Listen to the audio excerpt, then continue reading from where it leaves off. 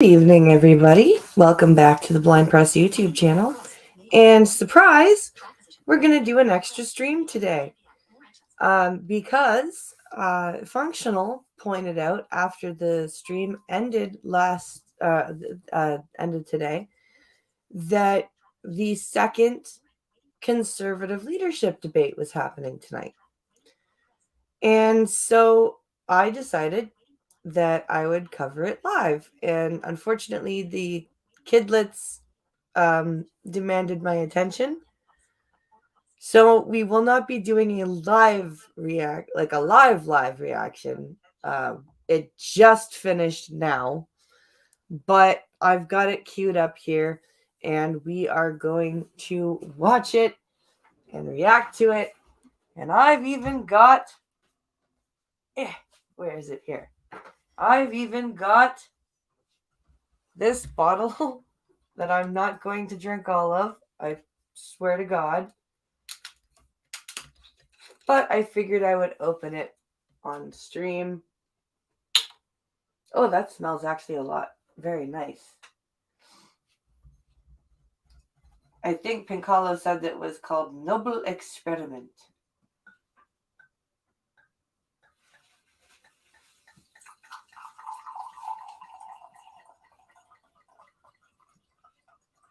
Nice big glass of red wine here. There we go. All right. We'll put that aside. There we go. Okie dokie. Now let's see how this is here. That's a lot nicer than the last one. It's a lot more dry. I like dry wine. I don't know why, but I do. Now, hello, Costin. Hello. So, here we are. We are going to begin watching the second debate. Now, this is being called the first official conservative debate. I'm guessing maybe because it's because this is like the first English language debate, and then there's going to be a French one. I don't know. Maybe this is because it's the first debate that's being held or talked about by the media, the legacy media. I don't know. Anyway, this is our second debate. We have all 6 people here tonight. We've got Pierre Poilievre, Patrick Brown, Leslyn Lewis, Scott Aitchison, Roman Baber, and of course, Jean Charest, who has no business being there. So, without further ado, let's start this. Rick Eckstein and Diane Carey. With who? I don't know these people. Oh, Jesus. Stop. I need to skip past the music. Okay, good. Okay, we're good. Now let me full screen this for you guys. That's what I'm going to do. I'm going to have this second guess politicians. And this. But to get up on stage and debate in front of the entire nation takes courage. Oh, a super French all our lady. Participants deserve our thanks and appreciation. Yay, clapping. And speaking of courage, let's take a moment to thank the 2,000 men and women of the armed forces who are deployed all over the world right now. And let's thank their families who are here in Canada keeping up the home front. So we've got French lady and old man as moderators. Okay. As we sit here tonight for a democratic debate, these military members and their families are really at the sharp end of democracy. Bravo Zulu to these men and Democracy? women, particularly those close to Ukraine. What is a democracy? When Rick and I were asked to plan the official debates, we surveyed a cross-section of Canadians. The clear message was that they wanted tonight to be heavy on policy, and they wanted to know where each candidate stands on each issue.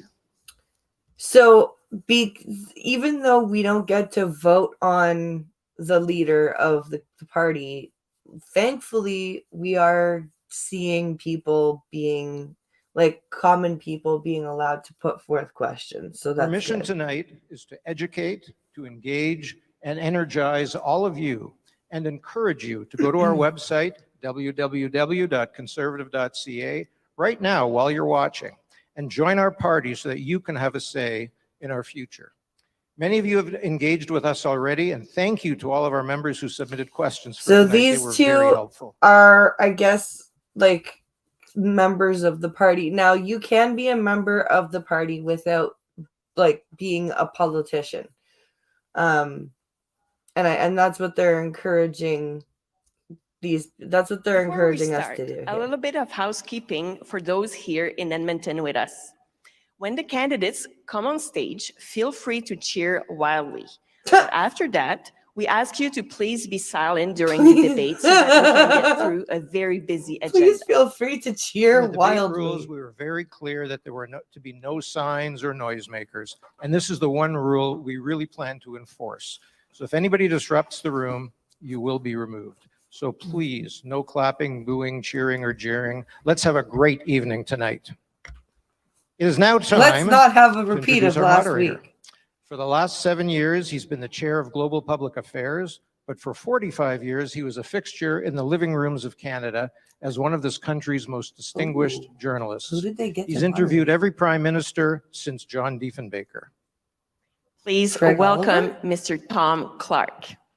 No way. They got Tom Clark to moderate? Thanks very much, Rick and Diane, and Wow. good evening, Edmonton. How are you? He sounds pretty good still. Terrific. And in fact, good evening, Canada, because this event is being broadcast live He sounds right across the really good for by his CBC age. and by CTV. So this is for Boo!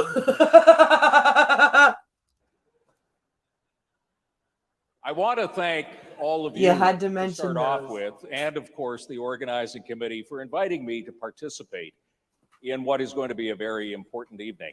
And frankly, I don't know who was more courageous, them or me. But anyway, here If we there are. is going to be a separate French language debate, why This is it going to be a very French big here night for tonight? Good Conservatives, question, obviously. Costin.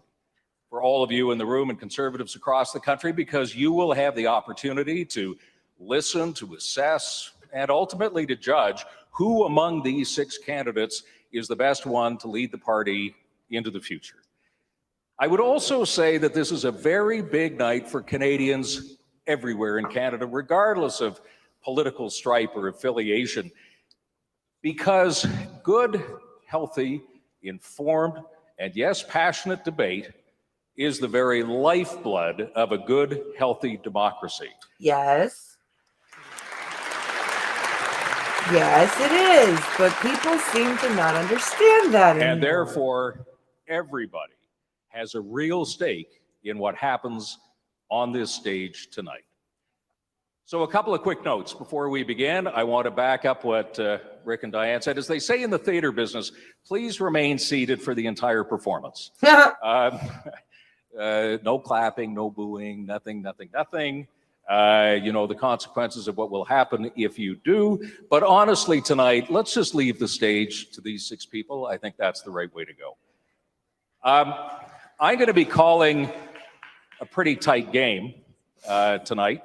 There is going to be no mushiness on time. Yeah, they We're going gave to keep to a tight schedule. 2 hours, I think. And also, I'm going to be expecting some pretty clear answers to some pretty clear questions, and I hope you are expecting the same. Good. You know what? I like that they got Tom Clark. I am not unfamiliar with his style. I'm sure that there are some Canadians here that have grown up with Tom Clark, and he was not a punch puller when interviewing politicians of any party. He was very good at remaining in the middle. He was very good at asking tough questions of every party leader and expecting an actual answer. So I'm really happy that they got Tom Clark. This is a very good thing. Final quick note, there are 5 distinct parts of this debate. And as we begin each part, I will be reminding the candidates of what the rules are, what the format is, and what the timing is, and through them, you'll be hearing the same thing. So you'll know at the beginning of each segment exactly where we're going to go and what we're going to be doing. Buckle up, everybody. Now, please welcome your candidates for the leadership of the Conservative Party of Canada.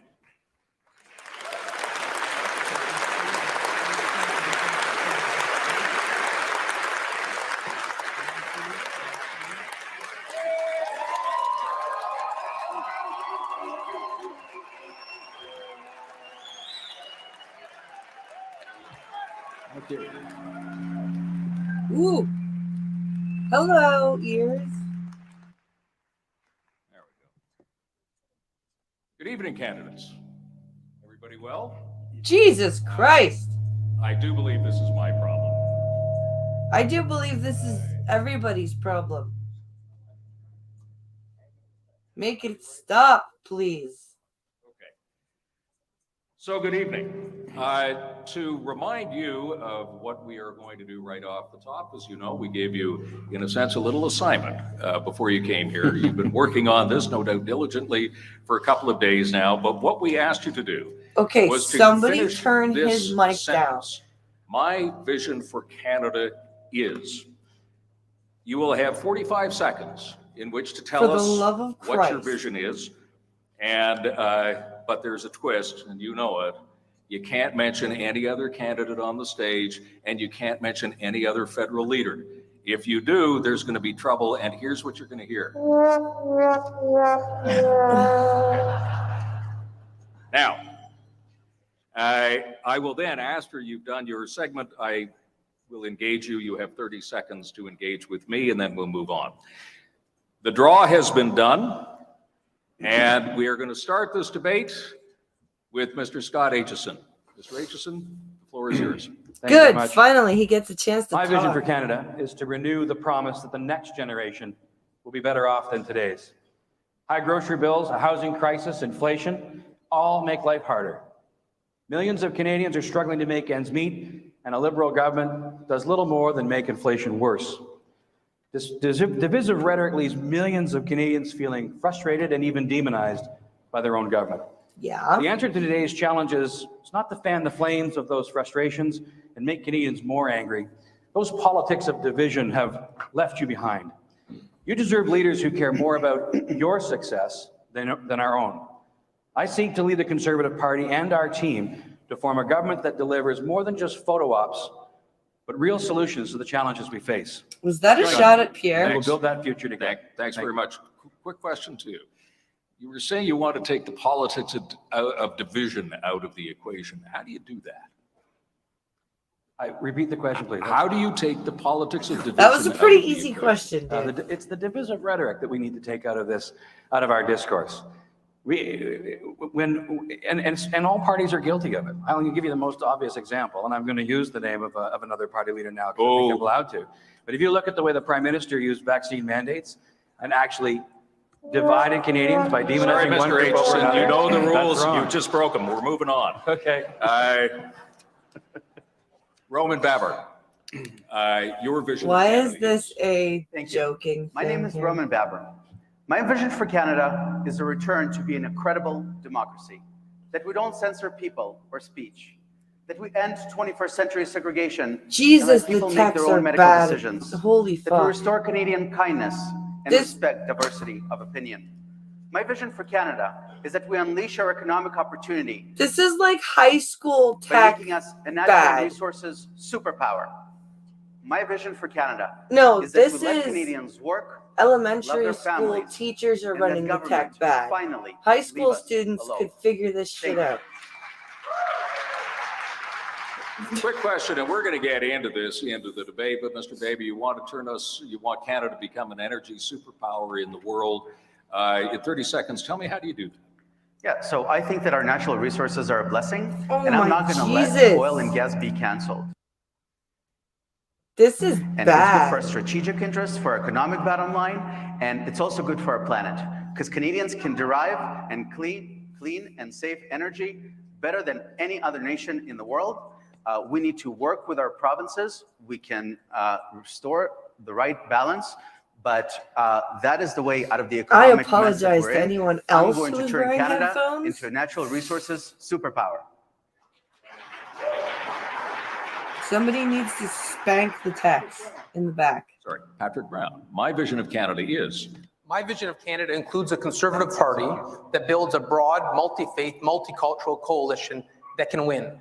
We've lost 3 elections in a row, and we've forgotten how to win in areas like suburban Canada, in the GTA where I get elected.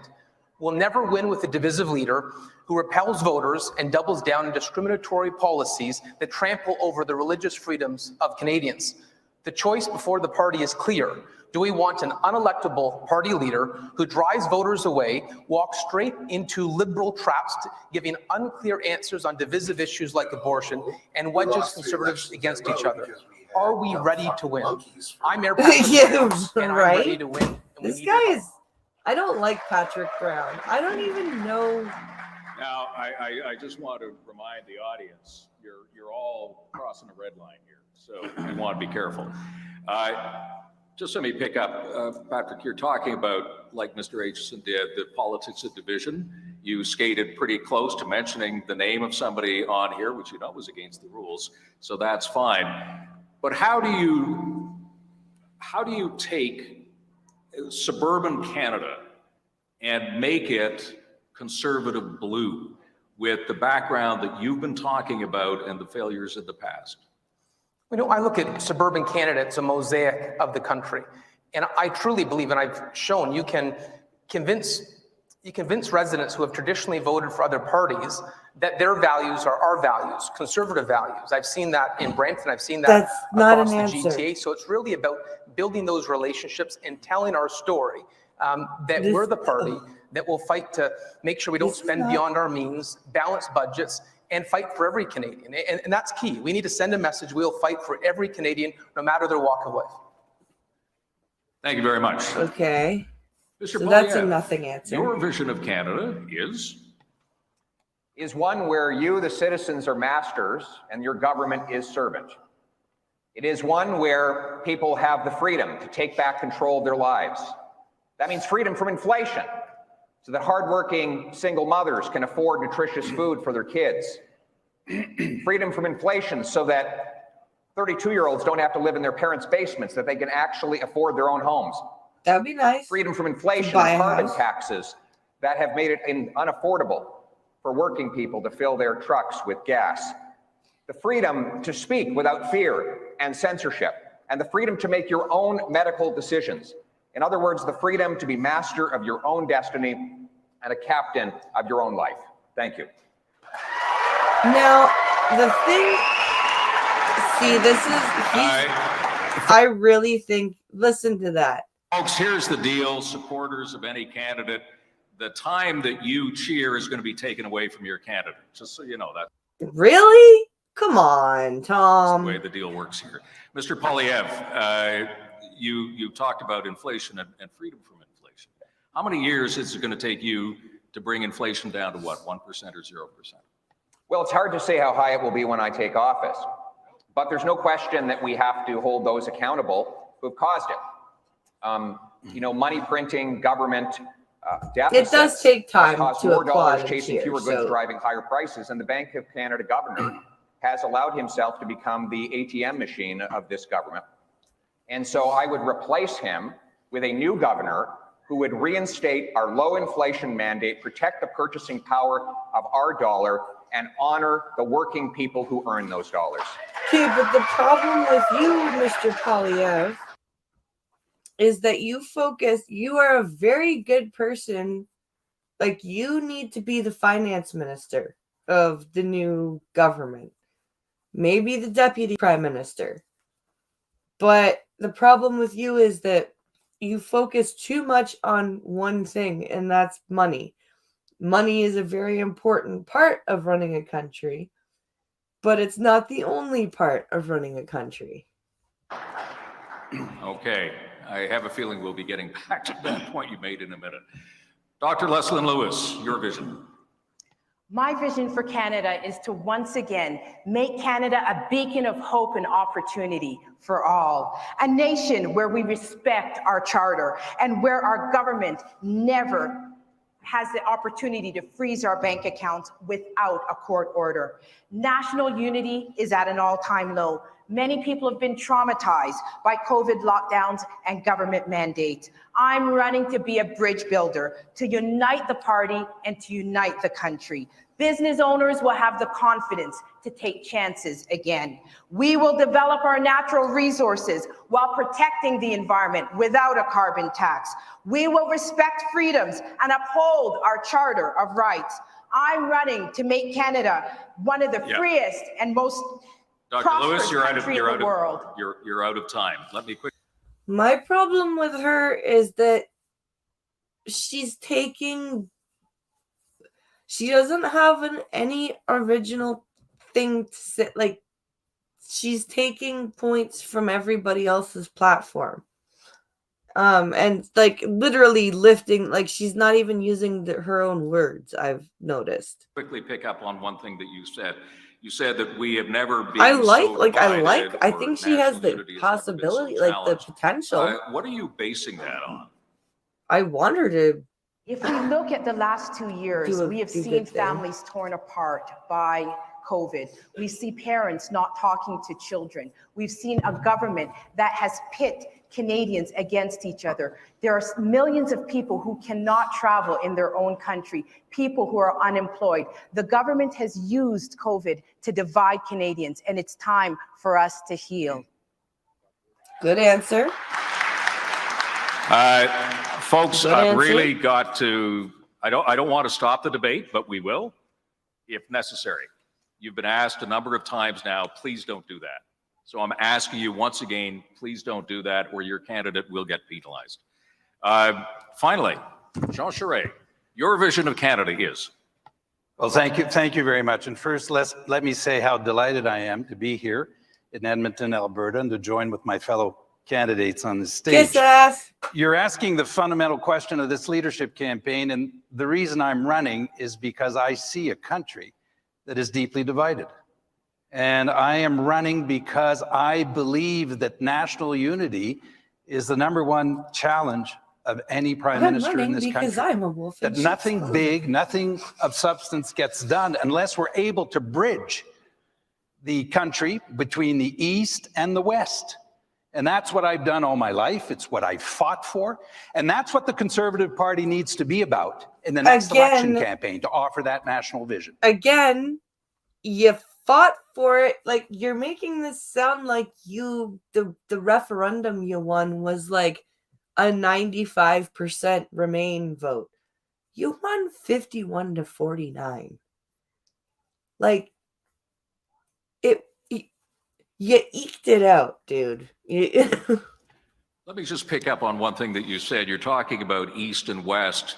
You know, in the battles gone by, it was always Quebec and is Quebec in or is Quebec out. How much of the East is about Quebec and that national? He looks like a French Doug Ford. It isn't just about one province. It can never be about just one province. It's about the whole country, Tom. You know, on issues like energy, for example, whether it's oil, gas, or pipelines, or mining, we as a country need a national leader who is going to stand up for the resource industry. When have we ever heard the Prime Minister say, I believe in this project. I think it should happen. And yes, please, I'm delighted to name him, but if you want me to. You heard that.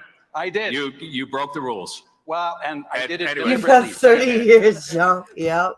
We're moving on to the second section of the debate now, and let me just quickly remind the candidates of what this is all about.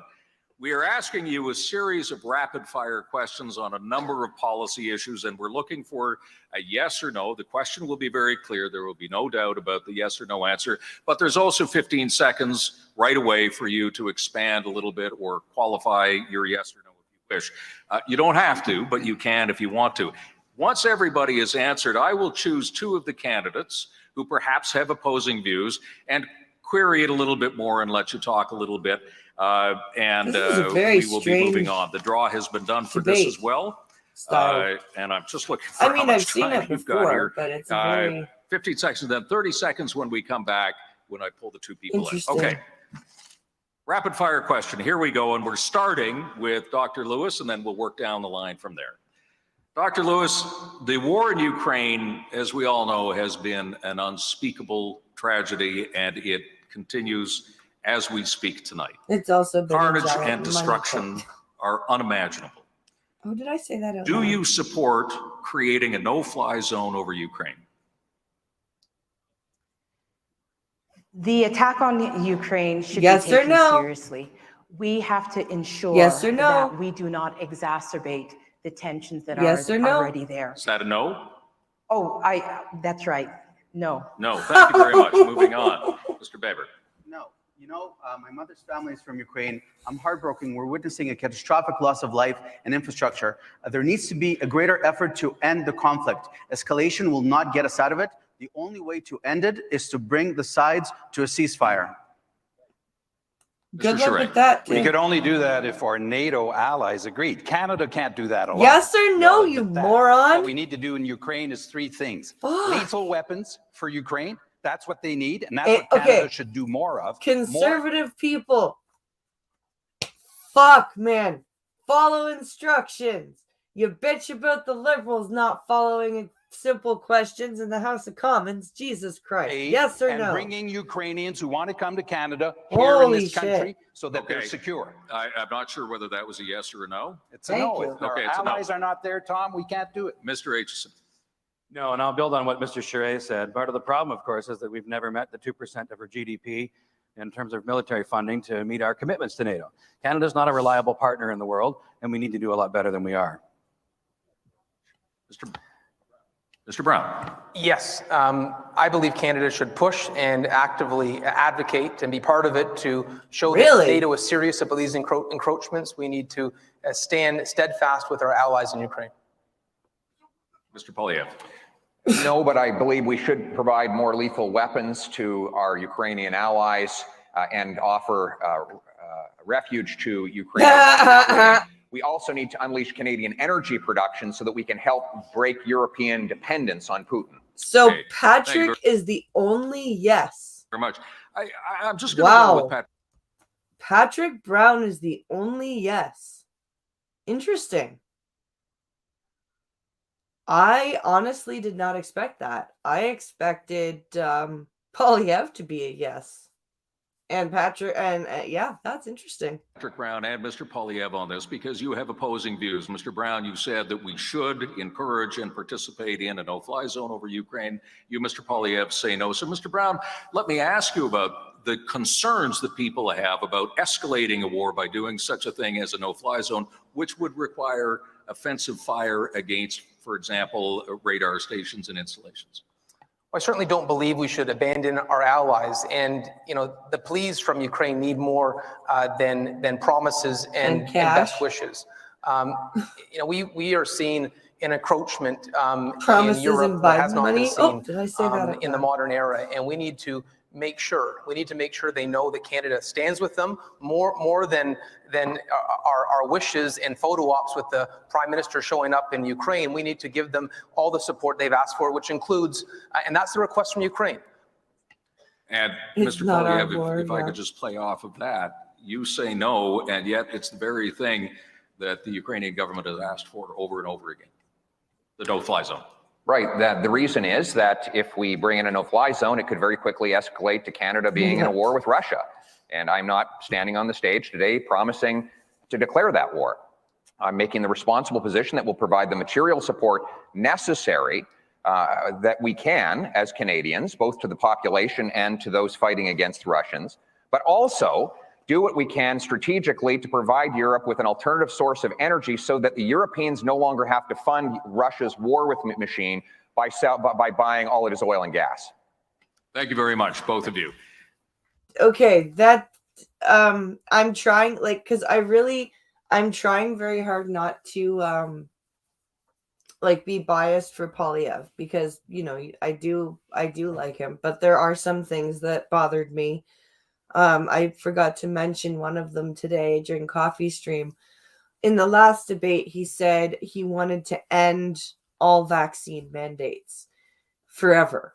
And I'm like, does that mean the ones that involve the childhood vaccines that everyone's been required to present to public schools for like decades? Like, and nobody asked him to expand on that. So there are things that he says that I would like more expansion on and that do bother me. But that answer does make a bit more sense than, yeah, we need to create a no-fly zone and risk going to war with Russia. Providing the Ukrainians with more weaponry, getting Europeans off of Russian oil and onto our oil so that we have more money coming in. Like, that's a smarter answer. Next question, Mr. Baber, it goes to you. I like this way guy. back in the 1970s. You may not be able to remember that, but nevertheless, ancient history. But Pierre Trudeau brought in supply management, basically a state-run system to manage dairy and poultry industries in this country, setting huge tariffs for foreign products and in the process inflating prices here at home. Yeah. Do you support the current supply management system? Yes or no? No, there's no free country when you have centrally planned economy. Instead of protecting supply management and central Politburo planning, we should not cap how much dairy Canadians may produce. True. It's utter nonsense. I oppose supply management. True. No Mr. clapping. Charest. I fully support supply management. Because you're a fucking liberal. In this era of supply chains that are disrupted, this is, in fact, a policy that guarantees us access to food that we need. So I unequivocally such a support wolf in supply sheep's management. clothing. No, I don't. In fact, supply management costs the average Canadian family about $600 a year. I think it's important in an affordability crisis that we actually help Canadians make food cheaper to eat. That's the problem with supply management. It's costing too much for Canadians. Thank you. Mr. Brown. Yes, the party has a history of supporting supply management, but I think it's fair in this affordability crisis to have a broader consultation with our membership. Mr. Polyev. What kind of answer was that? That was not a yes or no that you support it. That was a yes, the party has history of it. Jesus Christ, you suck. Support supply management. The alternative would be to buy out the quota, and that would cost 10, 20, 30 billion dollars, and that would have to be done through a tax on consumers, which could be more expensive than the alternative. We should lower food costs by getting rid of the carbon tax and other taxes that are driving up the cost of food. Mr. Aitchison and, I'm sorry, Dr. Lewis, my apologies. Supply management. I do support supply management. Our dairy and egg producers give us superior products. Without supply management, our industry would be overrun by U.S. producers. I prefer to have superior. How would our industry be overrun with U.S. producers if you don't cap Canadian dairy product? Huh? Do you not understand how this pay a little bit more for, and if we want to bring down the price, cut the carbon tax. Okay. See, she's exactly what I have a feeling. This is my theory. She does not think she can win. Okay? So, she is parroting very closely. She's making sure to have a bit of disagreements here and there with Mr. Polyev, but if you listen, she is saying almost word for word what Pierre Polyev says. She doesn't think she can win. So I think there's a bit of an alliance going on here. I think that Mr. Polyev is reading the room and sees that he has a very good chance of winning. And I think he knows that it's very smart if he has Leslie Lewis at his side. Strategically, politically, optically, it's smart. And she knows that if she wants, because she's an ambitious lady, you can tell. She knows that if she has any chance of becoming prime minister in the future, she will attach herself to Mr. Polyev and perhaps become deputy prime minister first. This is my theory. Mr. Baber and you, Dr. Lewis, because you hold opposing views on this. Mr. Baber, why don't you tell Dr. Lewis exactly why it is that we should not have supply management and perhaps, as the critics of your position would say, put those industries into jeopardy? So one of the themes today is cost of living. At a time when cost of living is so high, visit a grocery store. Life is becoming unaffordable. Why not to increase more supply instead of telling farmers how much milk they can produce? We should encourage the creation of more goods, especially if we're worried about inflation. But I support a gradual phasing out of supply management because, yes, we do have quotas. Yeah, you can't just cut it off. People, but we have to provide them with some ease down. But we should not cap how much Canadians can produce. Okay. Absolutely. And Dr. Lewis, critics of your position might say, what is a conservative doing supporting the policies of Pierre Trudeau on a state-imposed mechanism? Well, from a free market perspective, supply management, of course, is not a free market ideology. However, we have to ensure that we support our farmers, and we have to ensure that Canadians get the best product on their table. If we want to cut costs, we can cut the carbon tax, and that is what is bringing up the cost of food for Canadians. Do you see what I mean? Thank you very much, both of you. Mr. Charest, you get the first swing at this next question. As we've seen in the United States in the last couple of weeks, there are no laws around abortion. Oh, abortion my God. is only allowed by the Supreme Court decision known as Roe versus Wade. And courts, as we are seeing, can change their mind. Why are we talking about this? This is not even our... on the Morgenthaler case, which essentially decided that it was not illegal. So the question is this: would you support legislation around abortion? I am pro-choice, and my government would not bring in legislation or support legislation to change or to restrain the rights of women. The situation we have now is what we should maintain, and that is a very clear. They're all candidates except one on the stage has stated their position on it. Mr. Aitchison. I will always defend a woman's right to her personal reproductive health choices, period. Always. Thank you, sir. Mr. Brown. I'm pro-choice. I support a woman's right to choose, and any government that I lead would not revisit this issue. And Mr. Polyev.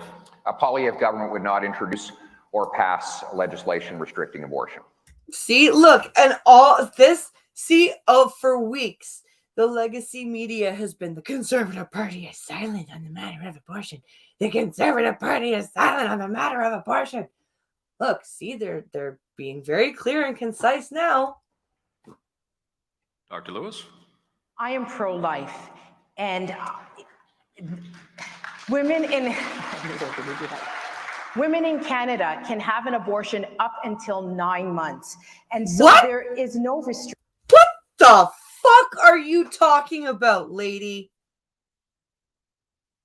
A DNC is not the same thing as an abortion. Fuck you. No.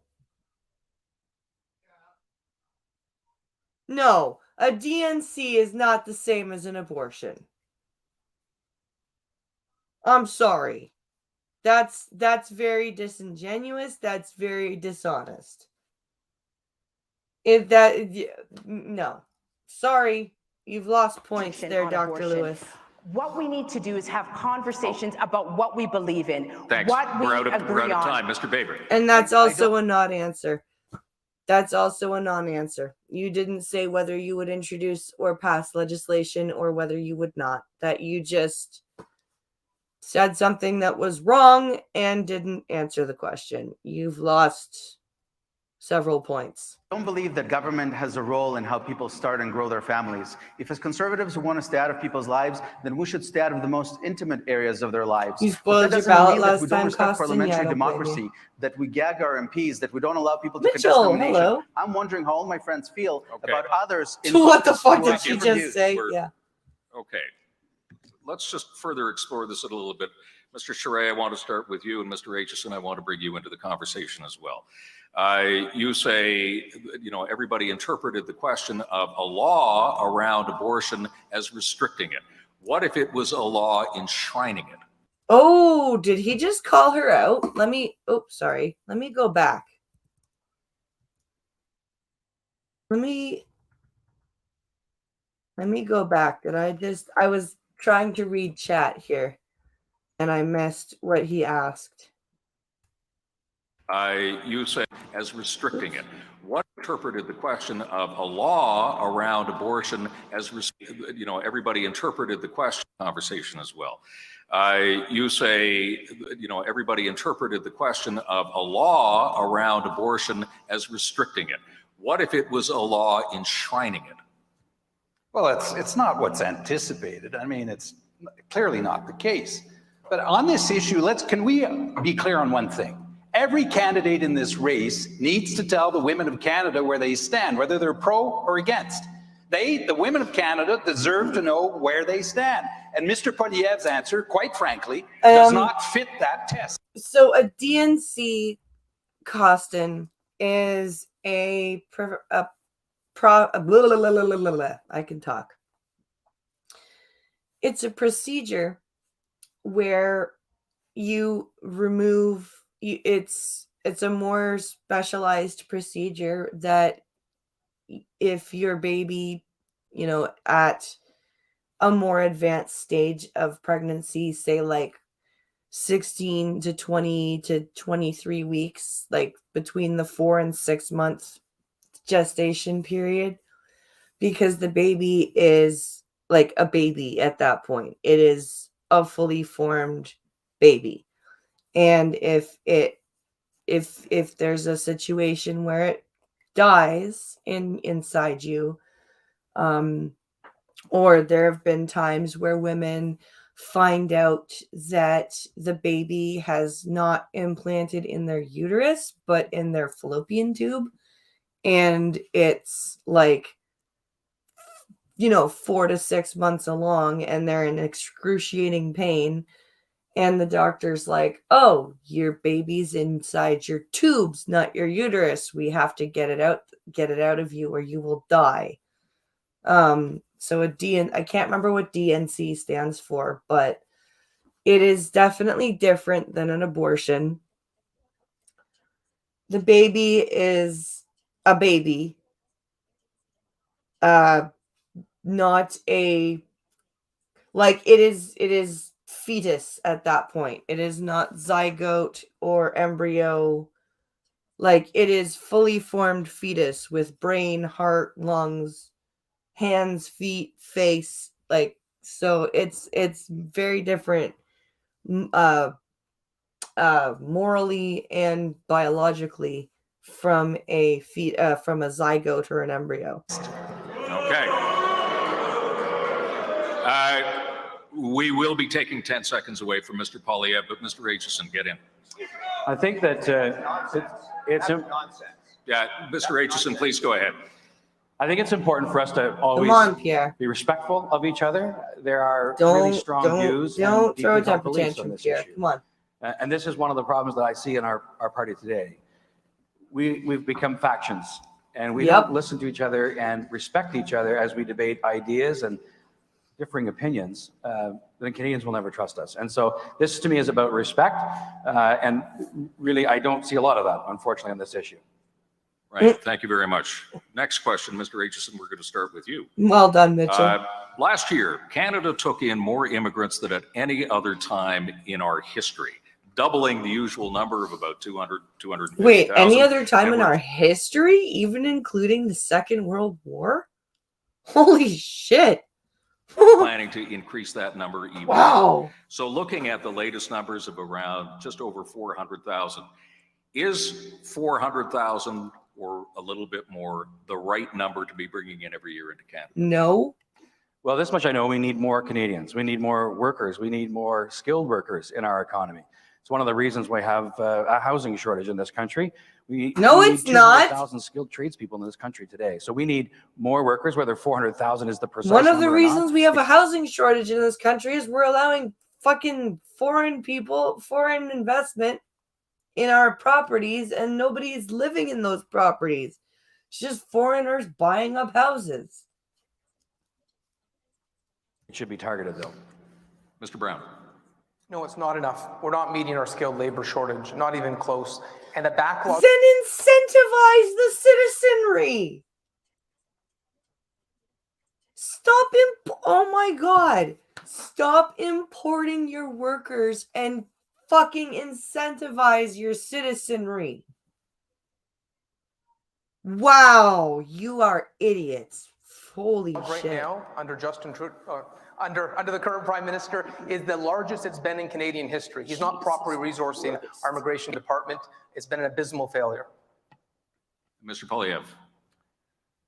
We need the workforce, frankly, but when we bring immigrants here, we need to make sure they have the freedom to own a home by getting rid of the gatekeepers that prevent housing construction, and the freedom to work in their field by getting rid of the gatekeepers that prevent them from getting licenses in their professions and trades. Thank you. That is true. We have far too many doctors and physicists driving cabs and delivering pizzas and doing Uber. So I will get rid of those gatekeepers and give them that opportunity. Dr. Lewis. The issue is not about quantity, it's about quality. We need to make sure that we bring immigrants here who can contribute to our society. I came here when I was 5 years old, and we need a compassionate immigration system that will have jobs for people. All right, thank you. Mr. Babe. I'm an immigrant to Canada, and I had every blessing our country has to offer. And I think that Canada's multiculturalism and I is couldn't beautiful. even watch this We have an alone aging because all I wanted to hear about was our demographic, checks going up. This is shrinking labor federal. force. We need to encourage lawful immigration. This Democracy is, and opportunity Mitchell, is what this is immigrants the come to Canada. Those are federal. conservative values. Thank you. Oh, sorry. Hold on. And I think that I wanted to I'm an hear immigrant this. to That will Canada. have Blessing. jobs for people. But Mitchell, this is the federal conservative leadership debate. So this is the 6 candidates vying for the leadership of the federal Conservative Party. All right, thank you, Mr. Babe. The Ontario debates haven't happened yet. Our country has to offer, and I think that I will be Canada's covering those, don't multiculturalism is worry. beautiful. We have an aging demographic, a shrinking labor force. We need to encourage lawful immigration. Democracy and opportunity is why immigrants come to Canada. Those are conservative Very values. true, Costin. Mr. Charest. 400,000 may be within the right zone, So but it good, is Mitchell. very That's why much I'm here. dependent on our ability to integrate people. And how do we integrate? We integrate through a job. We integrate through language. We integrate by allowing people to integrate into communities. And We integrate credentials by is one of the allowing key people to integrate. Oh my God.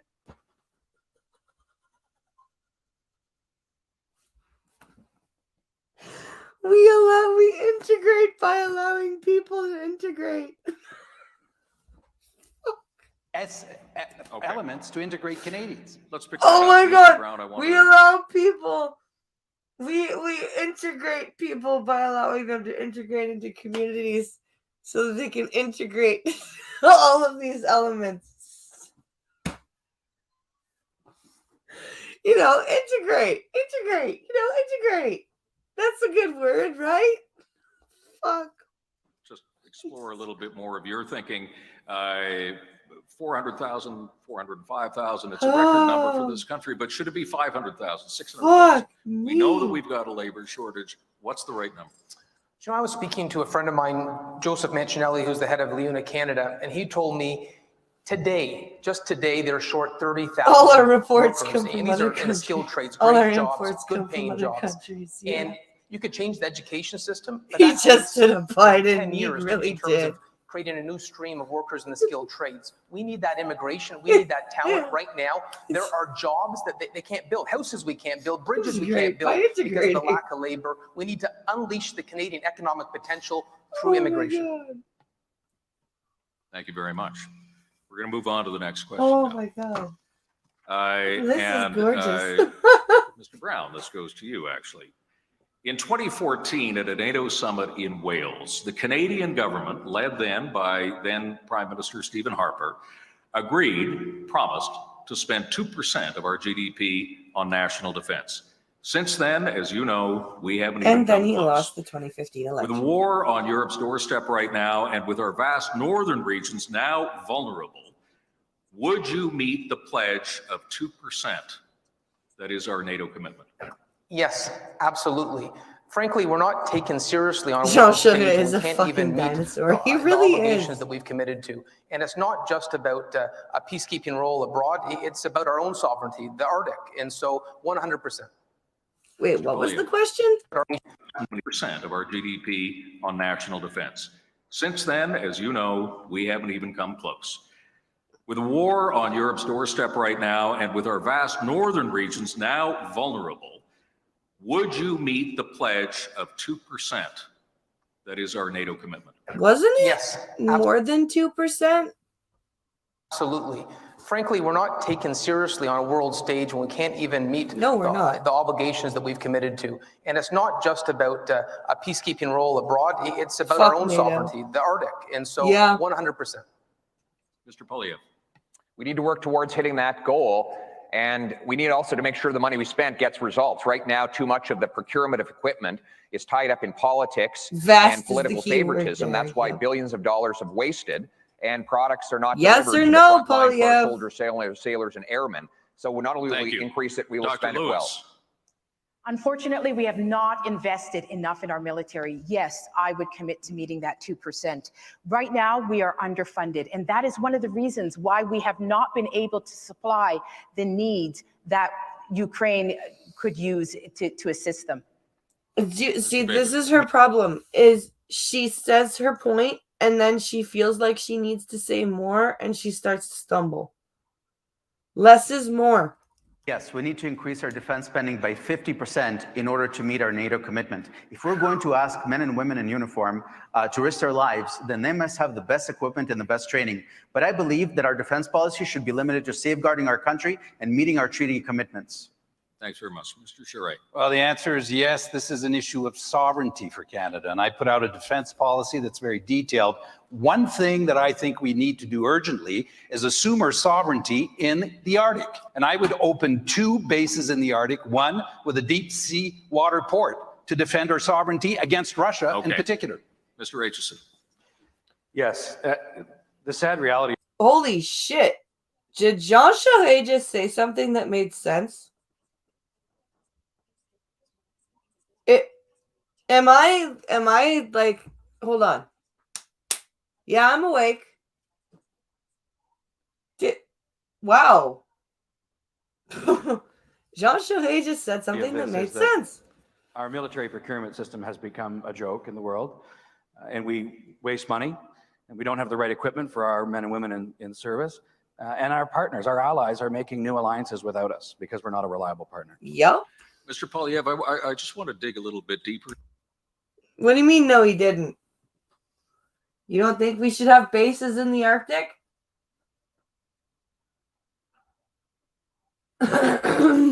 Into your answer, you said that we should work towards it, so not necessarily meeting it.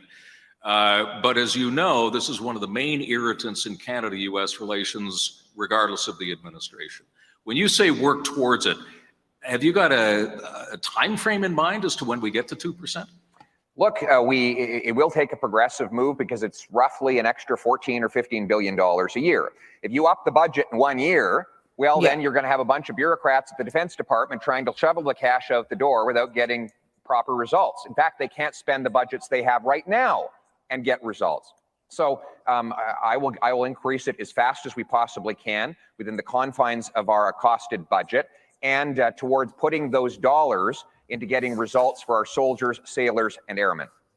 Thank you very much. And Mr. Bieber, I want to come back. So I was You're going to have a reading bunch chat. of Hold on, I billion didn't hear dollars a what year. Polyev If said. you up the budget in 1 year, well, then you're going to have a bunch of bureaucrats at the Defense Department trying to shovel the cash out the door without getting, well, then your results. In fact, they can't spend the budgets they have right now and get results. That's true. So I will increase it as fast as we possibly can within the confines of our costed budget, and towards putting those dollars into getting results for our soldiers, sailors, and airmen.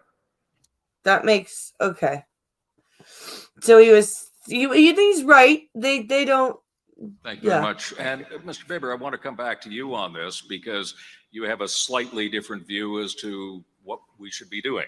Yeah, I think that Canada's credibility in the world is eroded right now because some countries don't believe we're an actual democracy anymore. And so we need to focus on resolving our issues at home while increasing our NATO commitment to meet our NATO commitment, and that's about 50%. But we should not go beyond our treaty commitments at this point. I appreciate the role that Canada played traditionally in peacekeeping, but now it's time for other countries to step up and take the lead. God knows we have enough problems at home at this moment. I think this guy is somebody to watch out for in the race. He's got some good ideas and he's got an interesting perspective coming from a communist country as a child. Thank you all very much. We're going to go to the final question now. It's Mr. Polyev. Mr. Polyev, the Truth and Reconciliation Commission presented its final report in 2015. That is 7 years ago, and it contained 94 recommendations. Would you make a commitment to implementing all 94 recommendations? I can't make the commitment to 100% of the recommendations, but what I can is to address the structural unfairness that leads to the injustice, and that is fundamentally in the Indian Act. We have to give First Nations communities control of their money, their land, and their resources. That is the only way that they will be able to have prosperity and paychecks for their people. Dr. Lewis. We need to make sure that First Nations people are at the table where the decisions are being made. And we also need to make sure that we keep our promises. We have been promising year after year clean water on reserves, and we have not delivered. If we cannot deliver on simple promises. We have to be honest and learn our history so we don't repeat it. But dividing Canadians is actually hurting reconciliation. The best thing we can do for reconciliation is to improve the lives of Indigenous peoples.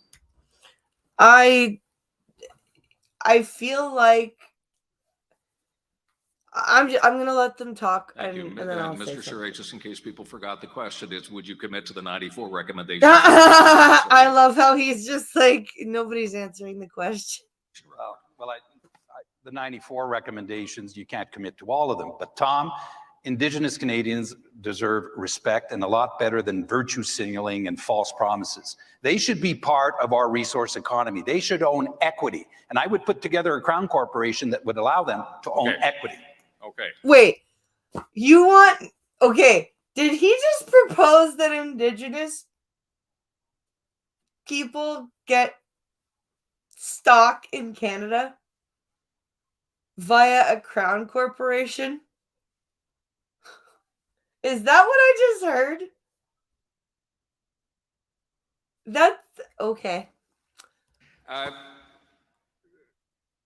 Dr. Lewis, I just want to come back to you because I didn't hear whether you were going to support all 94 recommendations, but can you tell me if you're not going to support all...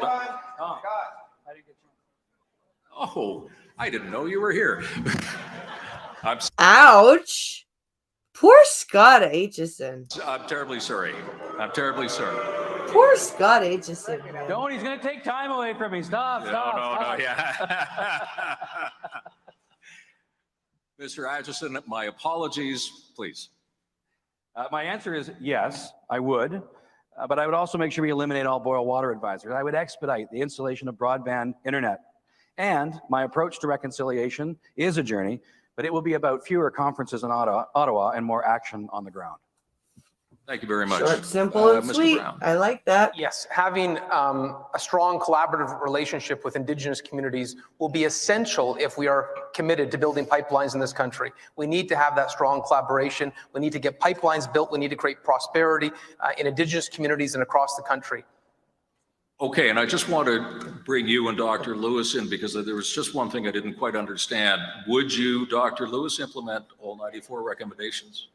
I will implement any recommendation that uplifts the lives of Indigenous people. We have what? That all 94 recommendations. I will implement any recommendation that uplifts the lives of Indigenous people. We have let them down. Even our missing and murdered Aboriginal women. We have not committed to even dealing with that issue. I will. What kind of non-answer is that? I will commit to enacting any recommendation that uplifts the lives of Indigenous people. Wow. Queen of non-answers tonight, Miss Lewis, or Dr. Lewis. It's a fundamental issue that affects the core of the society on reserves. Okay.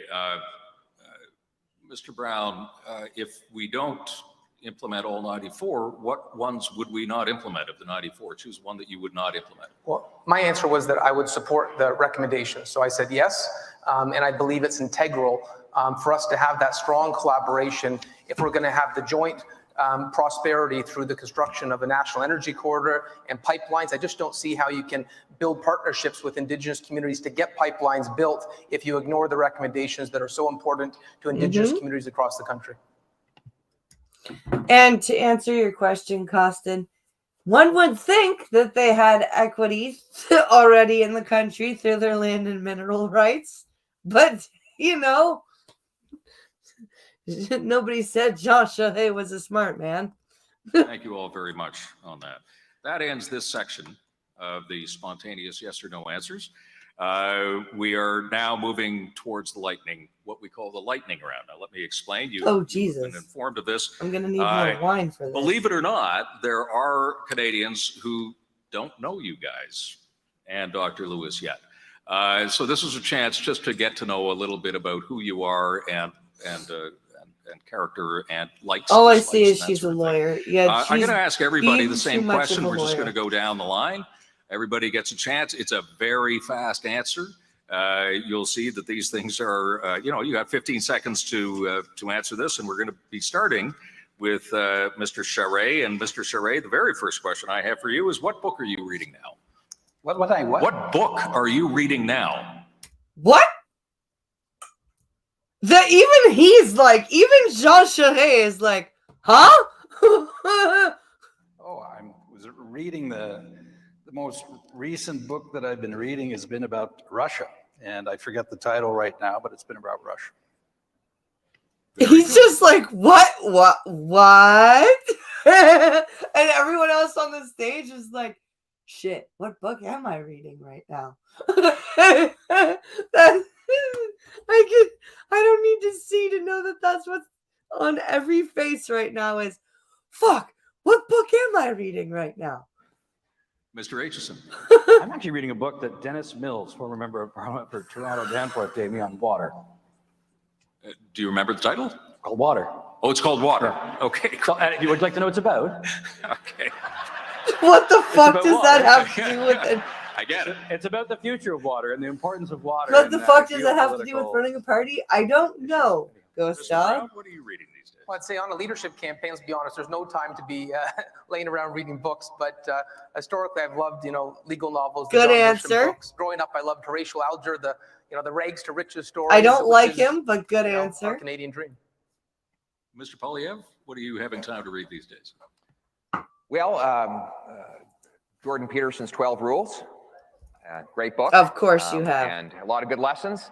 We all need to improve ourselves, and I think he has a lot of good wisdom in that book that could help anybody. Of course, Polyev read Jordan Peterson's 12 Rules. Dr. Lewis. Shackleton's way, it's about sacrificial leadership. It's about lending yourself to service for others and being a leader that people can admire and aspire to. Thank you, Mr. Baber. It's been difficult since the leadership started, but before that, a friend suggested that I read David and Goliath. And that's been a theme that throughout our campaign, we continue to exceed expectations. He's the little Sometimes, guy. people might surprise you, and you might have an unlikely result. Mr. Aitchison, I wanted to ask you and give everybody a chance. There's a question and there's a twist to the answer. I want to know who your political hero is, and you cannot say Winston Churchill. Prime Minister Diefenbaker. What? Why? Why is the man who built fucking random ass bunkers in the middle of fucking nowhere your hero? Really? You couldn't have picked fucking Pearson? Or like, okay, or Mackenzie King? Fucking Diefenbaker. Prime Minister Diefenbaker, he was a tremendous orator. He brought us the Bill of Rights. He was an amazing Canadian who defended Canadians' freedoms and enshrined them in law. And built bunkers in the middle of nowhere. Absolutely, former Premier Bill Davis. I felt he radiated decency. I learned Just more bunkers. from him than anyone else. He lived only a few doors down from me in Brampton, Ontario. And I think his legacy is one that is enormous in our country. Mr. Polyev. Well, Wilfrid Laurier. He opened up the West to immigration that brought many of my ancestors here. Though he was a Catholic, he made a point of reading a Protestant Bible so he could understand the other side. He said that he used to pick fights with the Scottish boys and flirt with the Scottish girls and managed to bring all the Canadian nations together into this wonderful country we call Canada based on the principle of freedom. Thank you. He was a good man. Dr. Lewis. Point of clarification, did it have to be Canadian? I didn't hear. Nope. Just your political hero, as long as it's not Winston Churchill. William Wilberforce. He spent his life fighting for the abolition of slavery, even though he never knew whether or not he would see that materialize. But he had convictions to stand Why did I have up a for what he feeling she believed was in, going to go and with he somebody did from not the matter if it abolition movement? sacrificed his political career. Thanks very much, Mr. Baker. Margaret Thatcher. We will either stand on principles or we will not stand at all. She was not afraid of making difficult decisions. She stood up to the radical left-wing mob. This is something that I hope we're going to restore to the Conservative Party of Canada. Courage to say what we believe and do what we believe is right. Mr. Charest. Darcy McGee, born in Ireland, went to the United States. God damn you, Charest. Why do you have to pick the cool Irish one? nationalism and gave his life for his country because he was assassinated. The one of only political assassination in assassinations Canadian in the history. country by Fenians. Mm-hmm. Thank you all very much. That was actually really interesting to hear all that. Dr. Lewis, I'm going to start with you, and then, of course, everybody else gets a chance. I know you're all busy. I know that you've got stuff that you're doing right now, but when you have the opportunity to sit down and listen to some music, what do you listen to? I would say probably. Listen to some music. What do you listen to?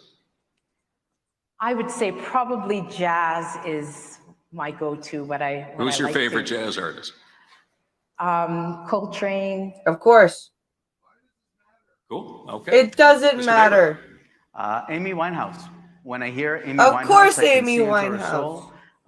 She speaks to issues of addiction and mental health, something that people know that I'm very, very passionate about. And she left us too early. But I yeah, think this Amy is Winehouse, Back to a Black. get to know the candidates Mr. type Charest. of thing. Well, for jazz, Pat Metheny, but my family and I are also great lovers of Charles Aznavour. There we go. Mr. Aitchison.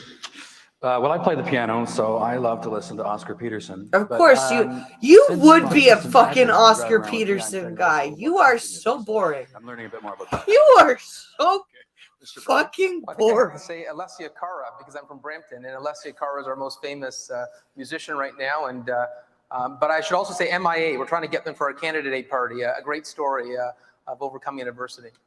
Terrific. And Mr. Polyev. Well, pick a local hero, Paul Brandt, Alberta Brown. You got to let them applaud that, Tom. Come on. Okay. I'll allow the applause because it's for Paul Brandt. Okay. Yeah, I'll take it off his time, yeah. Mr. Brown, I want to start with you. What do you think is, and remember 15 seconds, okay? What do you think is the single biggest threat to Canada today? The biggest threat to Canada? Our financial chaos right now. We're $1.2 trillion in debt. And if you allow the finances to get out of control of the country, you lose all capacity to deal with the challenges in your country. 1.2 trillion, $2 billion a month in interest. Jesus. Thank you very much. Mr. Polyev. Well, I would build on that. It's not just the 1.2 trillion federal, but the other plus trillion provincial, and then the other $7 trillion of private debt that is about to collide with higher interest rates. Jesus the government Christ. And the central bank have set us up for a massive debt crisis, and we don't have time to avoid it. Thank you. Dr. Lewis. I think our declining democracy, people have lost trust and confidence in our democracy. The invocation of the Emergency Measures Act and freezing of people's accounts without a court order has led people to question our... Again, Dr. Lewis, the CRA can freeze accounts without a court order. Institutions such as the media and our political institutions. Thank you. Mr. Baber. 100% with Dr. Lewis. The erosion of our democracy is the greatest threat to Canada right now.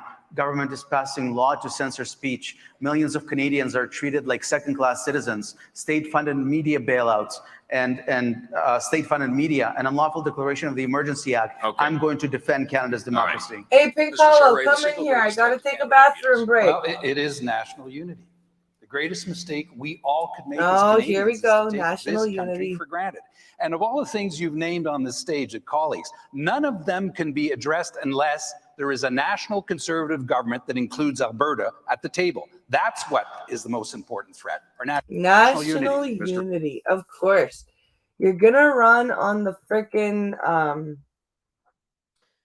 I was in the Quebec referendum. I think national unity is the problem. Like, dude, you're not going to get this. Okay. I'm going to run really fast because the wine is, yeah. I'll be right back, you guys. Because, of course, I'm going to add more wine.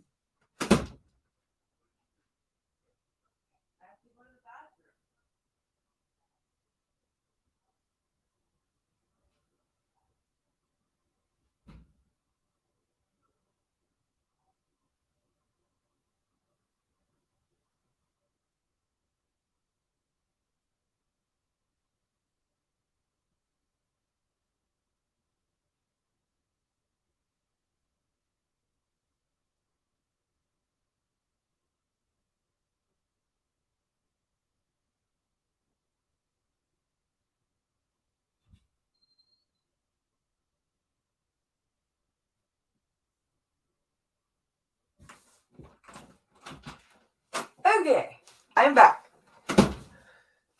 I have returned. Oh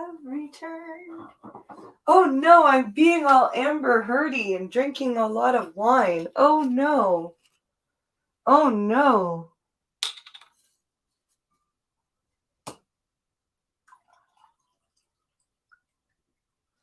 Oh dear.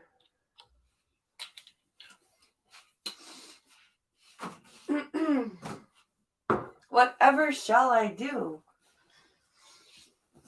Careful, Pink Hollow, I might cut your finger off. Aitchison. And I'll build on that. I think the greatest threat to Canada right now is division. It's our political rhetoric and a political system that's designed to divide us to win votes. Yep. It's short-sighted and doesn't build a country up at all. And I think it's dividing our country. Thank you all very much. I want to go to a question maybe a little more lighthearted, getting to know you a little bit more. And there were a lot of people who want to know this. It's not just me, trust me. But Mr. Baber, what was the last thing that you binge watched on TV? Why are we what? Oh my God. Why do we? Married with Children. at the cottage. And, of course, Roman baby. You know, that was some time ago. I learned the English language watching Married with Children with subtitles. It's a great tool for new Canadians. Oh my God. Why do I picture this little Russian kid walking around talking like Al Bundy? Watch a good TV show. Okay, thank you. Mr. Charest. It was a French series that was absolutely fantastic because it speaks to the relationships. C'est Appelle mon agent, call my agent in English. It was absolutely spectacular. I like that one too. Yeah. Mr. Aitchison. My parliamentary colleague, Eric Malillo, got me hooked on Brooklyn Nine-Nine. Wow, the guy that fucking listens to Oscar Peterson watches Brooklyn Nine-Nine. That's weird. Mr. Brown, yeah. You know, normally if I have free time, I love watching hockey, no surprise there. But my wife got me into Ozark and we binge watched it, and I'm told there's a new season out right now and I'm too busy to watch it. So I'm in trouble with my wife. I'm okay with seen blind the finals. press cutting Pinkolo's finger off. That's not nice. No, he's the Season, son. and I won't tell you how it He's is. the son. But you can imagine. What was Mr. the Poilievre. son's name? Well, I think it was Netflix had a series on Trotsky, actually. And it helped me to better understand the diabolical evil of communism and totalitarian socialism. But, you know, this bright side is it helped me appreciate the freedom that we have in Canada that we have to stand up for and defend. Thanks very much. Dr. Lewis. Bridgerton. And what I loved about that is that it was a different era and people did not see race. They just existed and coexisted. And it was very beautiful because I also watched it in French. Okay, lady, humans see differences. I don't care what era you're in. Human beings see differences. This is really bothering me. She's really trying, like, you can tell that she's a lot more right-wing than she wants to show. Like, there are certain times where it comes out, and there are other times where she's like, oh, no, I've got to say some progressive stuff now. It's really annoying. Like, just be you, lady. And also improved my French. You're either going to win. Excellent. Thank you all very much. We've got one you're question not. left, and then we're going to go back to some other stuff. But this is a good one, and Mr. Poilievre, I'm going to throw this one to you. What historical figure from any time, anywhere, would you most like to have dinner with? Abraham Lincoln. I think through principle and courage, he saved the American Union and ended slavery. He did so at great, obviously, ultimate personal sacrifice with his eventual assassination. But he had an incredible brain that he taught himself as an autodidact, coming from humble beginnings as a working class person. Thank you very much, Dr. Lewis. Nelson Mandela, he existed at a time when his country was divided, torn apart by racial hatred, and yet he fought against it. He was able to overcome and bring people together. Do you see what I'm talking about? Do you see what I'm talking about? She's way more conservative than she's letting on, but she's like, oh, I've got to say some progressive stuff. Mr. Baber. Ronald Reagan. He opposed one of the greatest evils of the 20th century, opposed radical... Mr. Gorbachev, tear down that wall. With grace and with courage. And we need to be resolute in the face of all those that would seek to erode our democracy. I admire him very much. Thank you very much. Mr. Charest. I'm a great fan of the partnership of Sir John A. Macdonald and Georges-Étienne Cartier. And my son and I wrote a chapter in a book about Georges-Étienne Cartier, who showed extraordinary resilience, promoted property rights. The drunk and the opium addict. Those who allowed this country to actually come to be. You know, Sir John A. would probably stick you with the bill for that dinner, but that's another thing altogether. Mr. Aitchison. Mine is actually Nelson Mandela as well. He's a hero. How he brought how we brought South Africa together, and ended apartheid is nothing short of miraculous and incredible. Final word to you, Mr. Brown. Dinner. Well, I'll agree with Mr. Schrey. John A. MacDonald. What about I resent the Mandela's cancel wife? culture Yeah. we're seeing on great figures who built our country, and the adversity, the challenges of uniting our country, building Canada. That would be a fascinating dinner. Sorry, I'll figure this out by the end of the debate, my microphone. Thank you all very much. That was fascinating. I know it was a weird little journey to go on, but I think it was interesting. It was a weird little journey for all of us to go on. Why are we asking these questions? We are now moving on to the next I segment. thought you said it was going to be policy heavy. That had nothing to do with policy. It's called Face Off.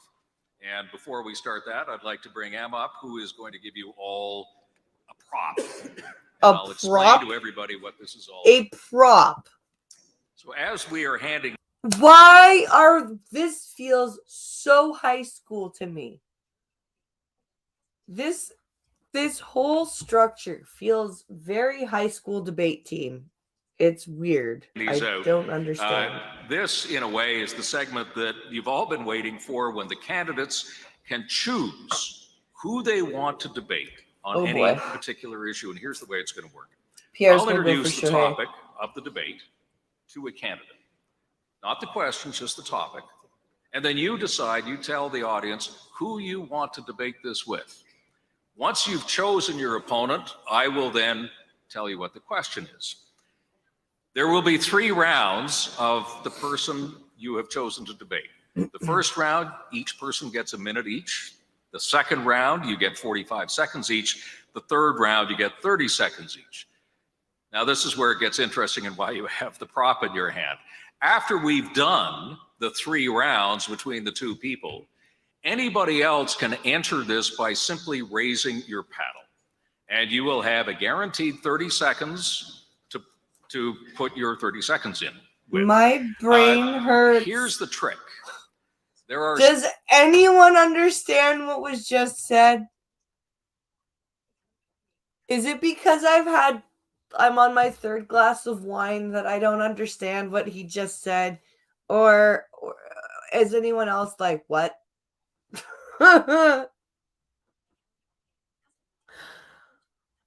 That made no sense. 6 questions, and you can only use your paddle 5 times. You can use it all in one question if you want, or you can use it wherever you think you have the greatest advantage. So there is some strategy involved here. I wish you good luck with this. After we've done the second round. Okay, let me see if I can get this explained again. When the candidates can... This, in a way, is the segment that you've all been waiting for, when the candidates can choose who they want to debate on any particular issue. And here's the way it's going to work. I'll introduce the topic of the debate to a candidate. Not the questions, just the topic. Okay. And then you decide, you tell the audience who you want to debate this with. Okay. Once you've chosen your opponent, I will then tell you what the question is. Makes sense. There will be 3 rounds of the person you have chosen to debate. The first round, each person gets a minute each. Okay. The second round, you get 45 seconds each. The third round, you get 30 seconds each. Okay. Now, this is where it gets interesting and why you have the prop in your hand. After we've done the 3 rounds between the 2 people, anybody else can enter this by simply raising your paddle. And you will have a guaranteed 30 seconds to put your 30 seconds in. Okay.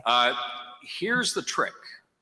This there are is 6 so high questions, school, and you can only use your paddle 5 times.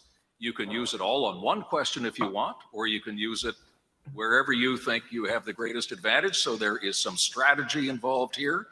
I wish you good luck with this. Now, unless there are any questions, we are going to start. And question number 1. Mr. Poilievre, the topic is law, order, and blockades. Who would you like to debate? Oh, of course. Of course, Poilievre gets law, order, and blockades. Oh my, okay. Patrick Brown, okay. Here then, Mr. Poilievre, is the question. Why? And remember, you have 1 minute in the first round to say your piece. We've seen over the past few years blockades at our borders, blockades on rail lines, blockades of construction, blockades at logging sites, and a blockade and an occupation of our capital city. Law enforcement experts say we will likely encounter more and more of this as the years progress. How do you decide when a protest becomes a threat to our national security and our national economy? And would you outlaw any protest that disables critical infrastructure, and that includes our cities? Good question. That includes our cities. I believe that blocking critical infrastructure should be illegal. And that's why before the truckers even arrived on Parliament Hill, I said I supported their peaceful and law-abiding efforts to restore their liberties and their livelihoods while condemning any individuals who broke laws, blocked critical infrastructure, or behaved badly. That's what individual responsibility actually means. Yeah. Now, I just find it interesting that you didn't include in your list of threats the axe-wielding terrorists who've been attacking our pipeline workers in Western Canada. Yeah. I don't know why that doesn't seem to be a trouble to you, but or the rest of the national media, because you're more concerned about truckers who lost their jobs because of an unfair vaccine mandate imposed on them by a prime minister who was targeting them without any scientific basis than you were about holding accountable people who've actually done violence and most recently just set the car on fire of someone who was investing in the energy sector. Now, okay. To one point to what's the word? I refute what he's saying here. Whether or not Trudeau imposed a vaccine mandate here, there was one in the States. So if the truckers in Canada were not forced to be back, like, I'm not saying that it was right or wrong. It was wrong. But regardless, had Trudeau not mandated a COVID vaccine, any trucker that was traveling in into the States because of that stateside mandate wouldn't have been able to get in. So to that point, it wouldn't have mattered whether Trudeau mandated or not. Goat's Dog says, when you are breaking laws, you are being a criminal, period. You're not protesting. Yep. There's a difference between being a peaceful protester and breaking laws. Thank you. Mr. Brown, you have 1 minute. Tom, I don't support illegal blockades, whether it's at the Ambassador Bridge, whether it's against a pipeline. I think Conservatives need to stand for law and order, full stop, and illegal blockades have a massive cost on the country. You look at the cost when there was the blockade on the Ambassador Bridge in Windsor. I was just visiting Mayor Drew Dilkins in Windsor just last week, and he was talking about how it affected their economy, Ontario's economy, Canada's economy, and I think Why Conservatives are the party of law and order. Though? And we can't give exceptions to that. Full stop, no illegal blockades. You haven't used your full time, but if you want to give it back, that's fine. We can always use it. Well, in terms of law and order, I would just add that there are areas that the Conservative Party have not focused on enough in Parliament. I look at bail reform. I see it in the GTA. There is a giant loophole in our criminal justice system, and you've got frequent flyers. Literally the same people getting arrested and released again and again. And there's a cost to public safety with that. Mr. Poilievre, you have 45 seconds. Well, there is, and there's also a cost to the approach taken by Mr. Trudeau and Mr. Charest. They both believe in targeting law-abiding people who use firearms responsibly after having been vetted, licensed, and are already in possession of a license and training. If Charest went after them with a long gun registry in Quebec, Trudeau wants to spend $1 billion targeting these same people. That money that Charest and Trudeau spent natives going blocking after trains cost more than the Norter blockades. Yeah, or the freedom blockades. Yeah. Fighting people could have been spent reinforcing border security to stop the 80% of gun crimes that actually come in through smuggling and and we could also, instead of going after the lawful, target the criminals who would do the crimes with mandatory prison sentences to take them off our streets. Thank you. Mr. Brown, 45. You know what? We do have a huge problem at our border, and I get briefings almost on a weekly basis by the chief of police in Peel, and we've had meetings with all the chiefs of police in the GTA to talk about smuggled firearms. 90% of our homicides last year in Peel were from firearms smuggled across the border, and we need a government of Canada that would take that seriously. Criminal organizations are becoming more sophisticated than ever before in terms of getting firearms into our country using new technology, and we need to actually new technology. Yes, the super duper high tech smuggling operations that are happening. Listen to our law enforcement. Oh, Lord. In Ottawa, we have a government that announces photo ops and press releases when it comes to firearm policy. They're not listening to law enforcement, and we desperately need them to. Mr. Poilievre, 30 seconds. Remember, the state needs to be GTA under the is law. not And what just Trudeau is now doing is unlawful censorship. C11 is an attempt by him to give his bureaucrats the power to control what you see and say online and to take down things that he doesn't agree with. That is not lawful. That is not democratic.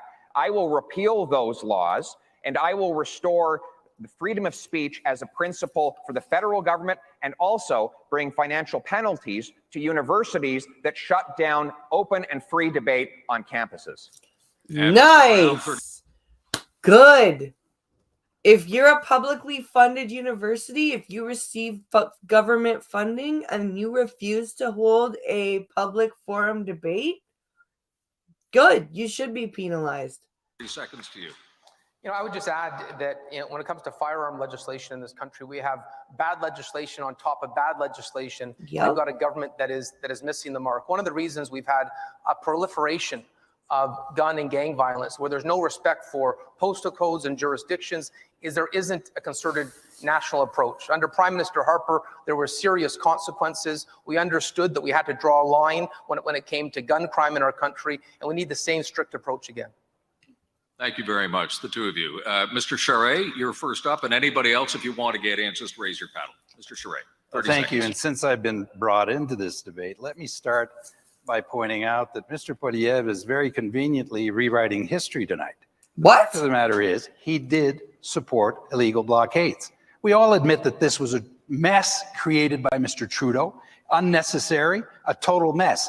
But I disagree with anyone who has a privileged position of making laws supporting illegal blockades that have cost us millions of jobs and cost us investment in this country. Wait, so I'm guessing that he says that he is saying that Mr. Poilievre supported the Freedom Convoy blockade.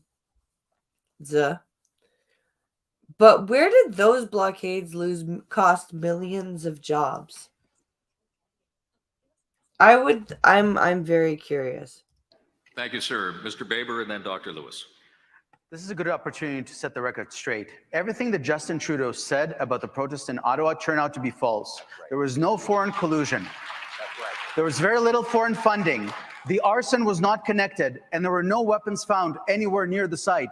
And on February 18th, we saw, as the government was breaking the rule of law with an unlawful declaration of emergencies, the protesters remained peaceful. There was no resistance, no assaults. And on February 18th, we saw this was a truly peaceful movement.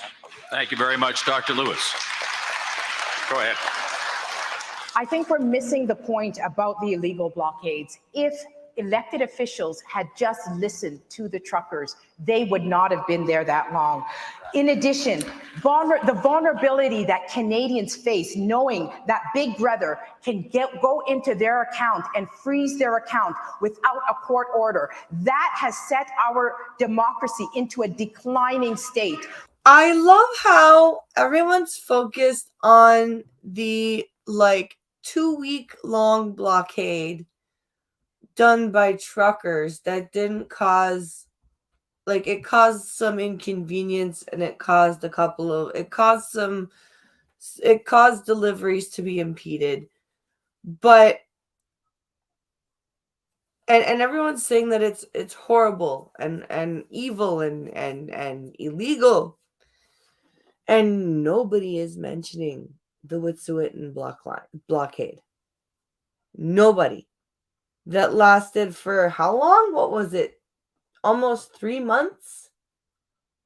Where the RCMP had to be called in, and then the Emergencies Act wasn't declared. And pipeline workers were being physically assaulted, and property was being damaged, and millions of dollars was being lost, but nobody's talking about that. It's only the big bad white truckers.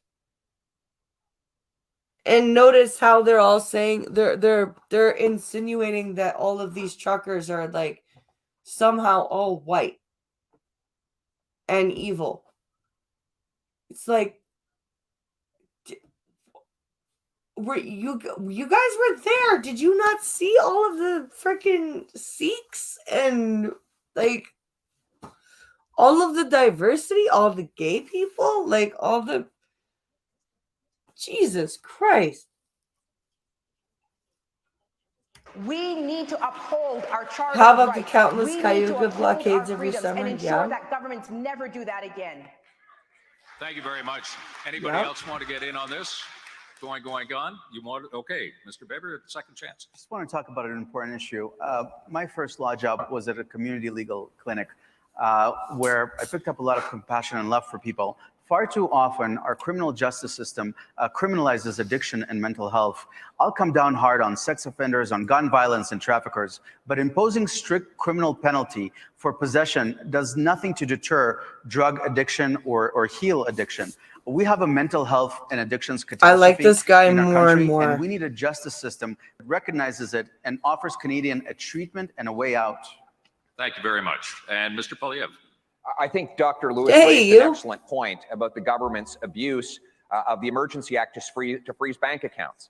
Well, now there's a proposal. So good, Dr. Functional. I'm on my third glass of wine. This is how bad this is, people dude. Depositing their accounts, their money, with the government itself. This gives massive new powers for surveillance, control, and censorship, and gives the state far too much control. Amber hurting it up tonight. I tonight. would ban a central bank digital currency and give people back control of their money from bankers and politicians. Dr. Lewis. Mr. Polyev encouraged Mr. Polyev? Give people back control of their money from bankers What and was the question? currency. Well, now about the government. Very much. That recognizes Mr. Polyev. offers Canadian a treatment and a way out. Thank you very much. And Mr. Polyev. I think Dr. Lewis raised an excellent point about the government's abuse of the Emergency Act to freeze bank accounts. Well, now there's a proposal to create a central bank digital currency, which would involve people depositing their accounts, their money, with the government itself. This gives massive new powers for surveillance, control, and censorship, and gives the state far too much control over our money. And that's why I would ban a central bank digital currency and give people back control of their money from bankers. Central bank digital currency? No, thank you. Dr. Lewis. Mr. Polyev encouraged people to buy Mr. Bitcoin, which is a Polyev? digital currency. So I'm quite surprised that he is saying now that Wait. Currency and give people back.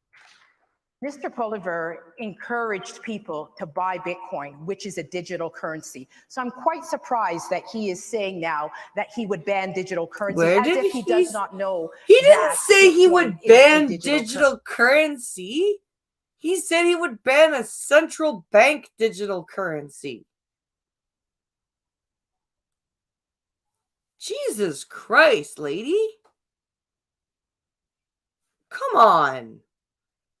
currency. He also encouraged people to cash in their fiat currency, their paper money, and buy Bitcoin. If they had done that, they would have lost $37,000 by the time he had said that to do that to today. So I'm very concerned about that. Mr. Polyev. Well, that's just false. One, Bitcoin is not a central bank digital currency. No. It is obviously not. It's not controlled by any central bank anywhere in the world. 2, people can make their own investment decisions. I've simply said they should be free to decide whether or not they want to use Bitcoin. I don't want to be like communist China and ban Bitcoin or other technologies, because in a free market, people should have the opportunity to make those decisions for themselves. Right. That's my position. Thank you.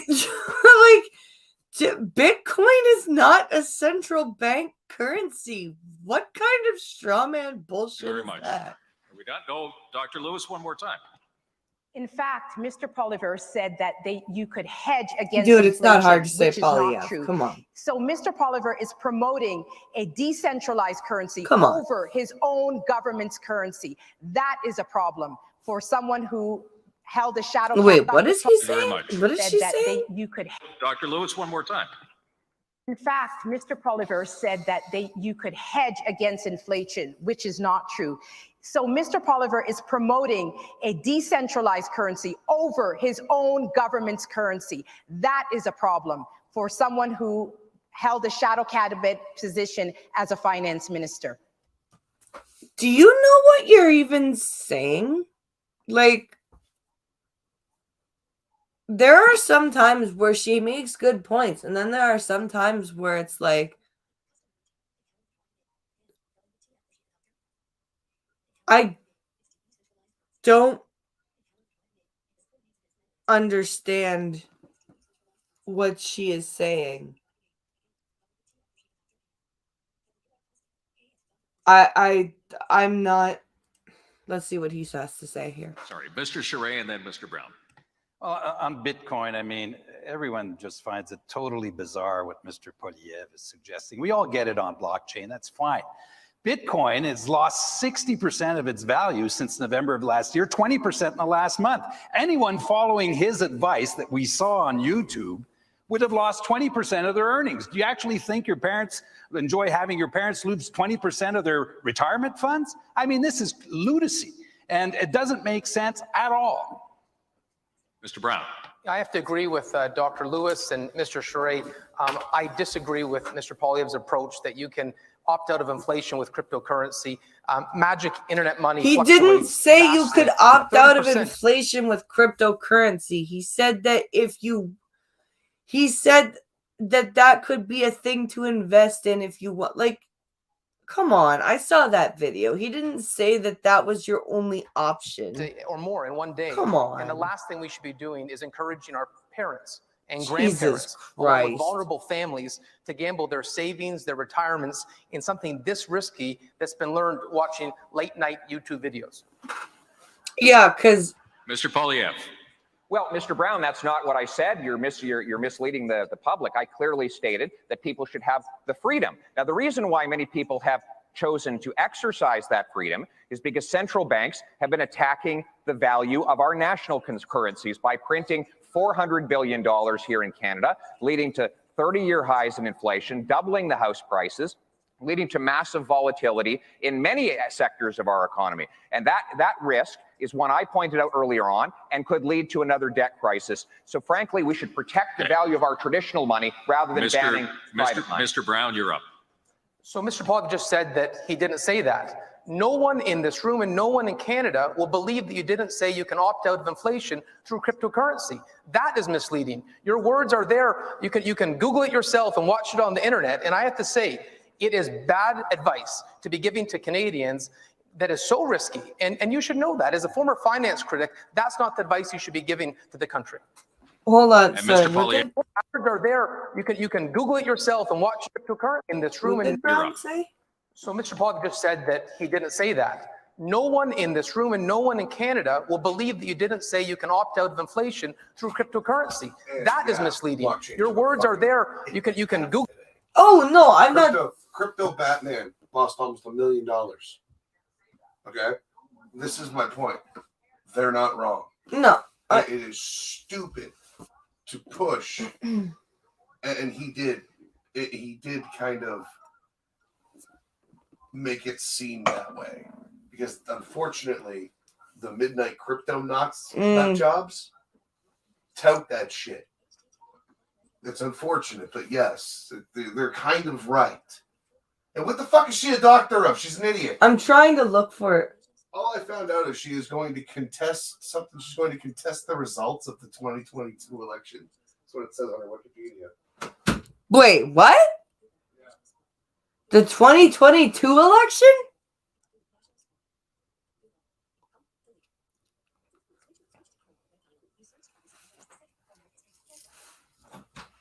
Where is it?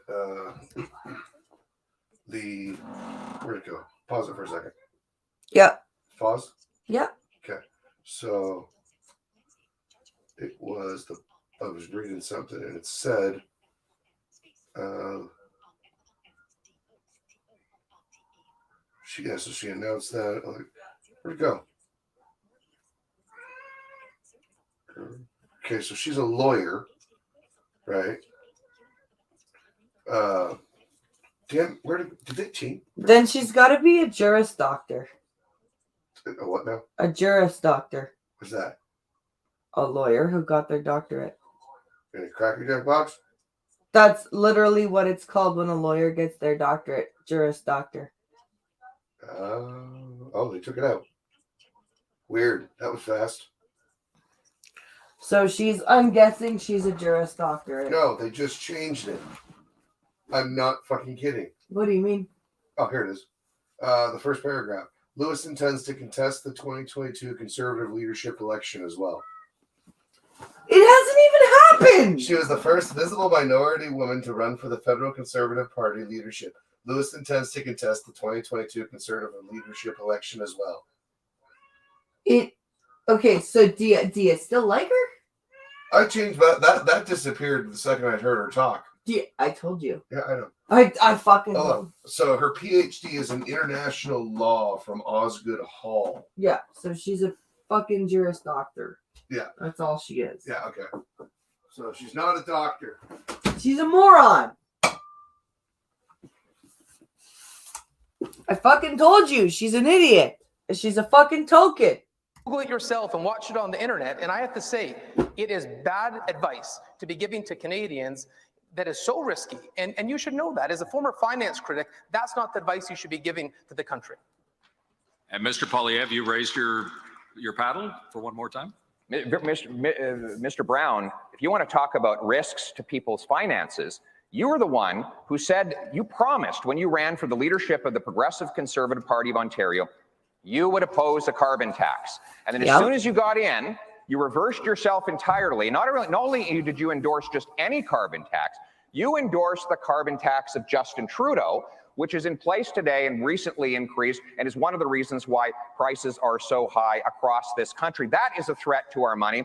That is a decision you made after you promised not to. People can't believe a word you said. Mr. Bever. I can't believe that you have a bunch of politicians here, career politicians, giving people investment advice. Let's distinguish the issue, okay? There's digital currency controlled by government that has government friction potentially. I really like this Roman Baber There's guy. investment decisions that people make. Human ingenuity is great. We should encourage research and development and diversified portfolios. But we should behave like conservatives again and not tell people what they should and should invest in. Maybe we should oppose supply management. Maybe we should oppose equalization. We should not be afraid of being who we are. Enough. Mr. Baber, that's I great. like this guy. Are we all done? Okay. I do remind you. Oh my God. So, talking about bank accounts. I don't know, but somebody over there does. And they will tell me, and I will tell you. Oh my God. This conversation, though, leads neatly to my next question. And the topic is the future of the party. Mr. Charest, who would you like to debate on the future of the party? Mr. Poilievre. Of course. Poilievre. Of course. The question. The leadership campaign, this leadership campaign, has been particularly vicious on a personal level. We've seen that. We've heard candidates call each other liars, accuse others of having no integrity. One of you even says it sounds like a kindergarten class. There are also deep divisions on a lot of policy issues, from abortion to zero emissions. The conservative movement has split before in the recent past. Reform! So the question to you, Mr. Charest and Mr. Poilievre, how do you make room in the conservative tent for all those who hold opposing views to yours? How does the party enter the next election How can the party enter the next election united? Mr. Charest, you have And 1 Tom, minute. this is for all those listening to us tonight and in the room, this is the key question. They know, everyone knows that the Trudeau government needs to get out of office, and they're looking to the Conservative Party of Canada as the national alternative. And the question they're asking themselves is this: are you up to the task? Are you, yes or no, going to be a national conservative alternative and party? That's our challenge, ladies and gentlemen. And what is that party? It's based on core values that we all agree on: fiscal conservatism, a market-based economy, economic policies that promote economic growth, including oil, gas, pipelines, and mining.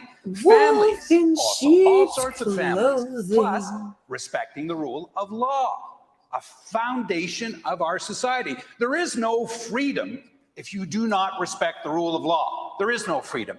And it includes a federalism that conservatives practice, that includes Alberta, includes Ontario, Quebec, that actually makes this country work. Okay. This has been a theme of his from last week onto this week. It's like he thinks that Canada is made up of Alberta, Ontario, and Quebec. Mr. Charest, there are 7 other provinces and 3 other territories that you are completely not talking about. I don't understand.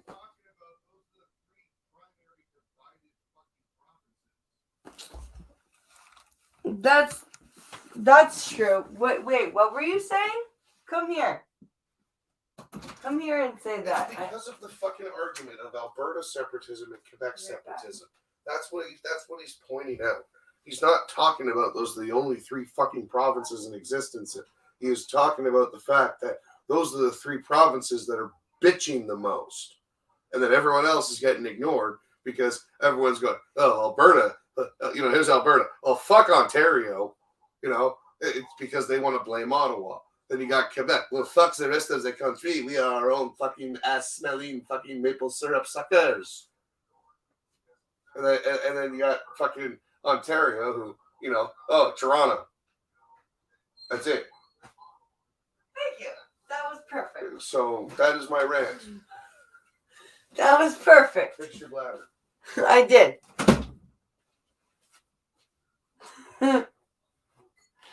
Oh my God, this is craziness. This is crazy bullshit.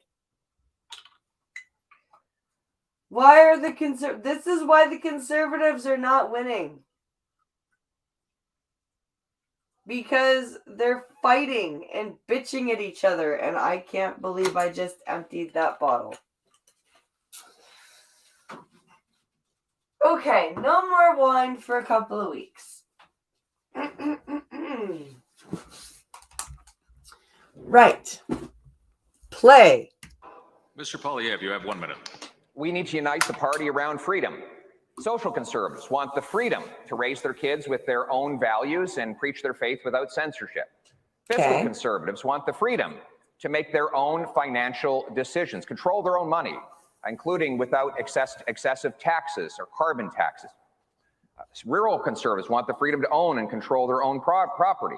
Progressive conservatives want for women, minorities, First Nations to have the freedom to make their own decisions without discrimination. Libertarian conservatives want freedom of speech, freedom to make their own decisions online, and freedom to speak without the government censoring them.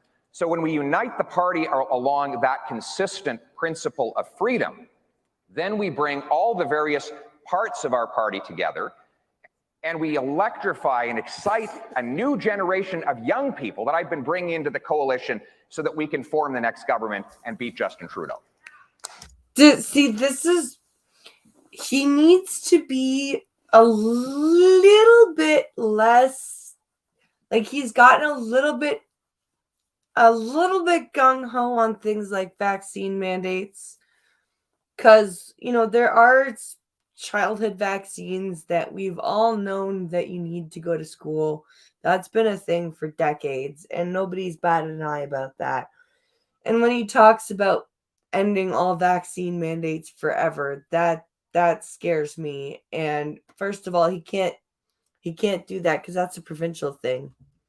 healthcare. So, but it's, but then he comes up and says shit like that, which makes perfect sense. Mr. Charest, you have 45 seconds. I want to be very clear. I'm not running as a hyphenated conservative, ladies and gentlemen. We've had enough. What is a hyphenated conservative? We'll leave that to the Trudeau and the left to hyphenate everyone. I am not a hyphenated conservative. I am a conservative, period. You know what values I espouse and practiced all my life. And once we are rallied around those values and we're together, you also know that we will respect those who you are not a conservative, Mr. Charest. And Mr. Poilievre talked about social conservatives. Let's talk about that. He still won't tell you his position of whether he is pro-choice or pro-life.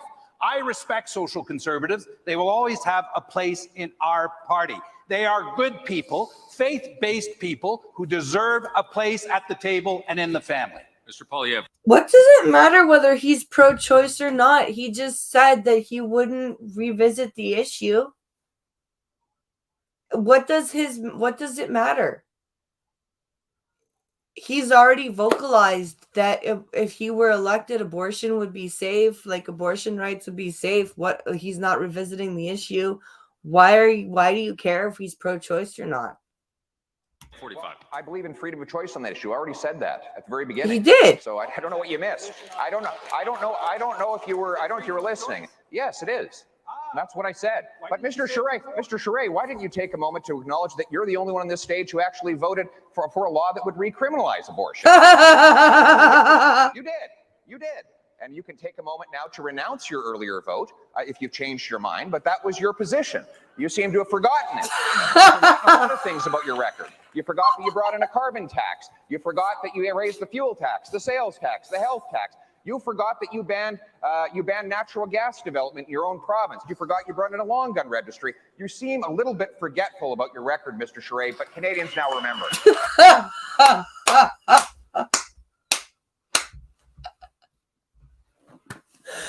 It's true. Like Canadians, when they see Jean Charest up there, they're like, wait a minute, wasn't he a liberal? Like, they're not stupid, dude. I don't know what the fuck you're doing here. No. You know, you guys know the rules. You know the consequences. Mr. Charest, 30 seconds. I am very proud of my record as a conservative that stands on its own. You've never run as a conservative until now. What the fuck are you talking about? Which I did when I was premier, by the way. Quebecers had $1 billion less taxes paid. Oh my God. Disposable income after I finished in government, ladies and gentlemen.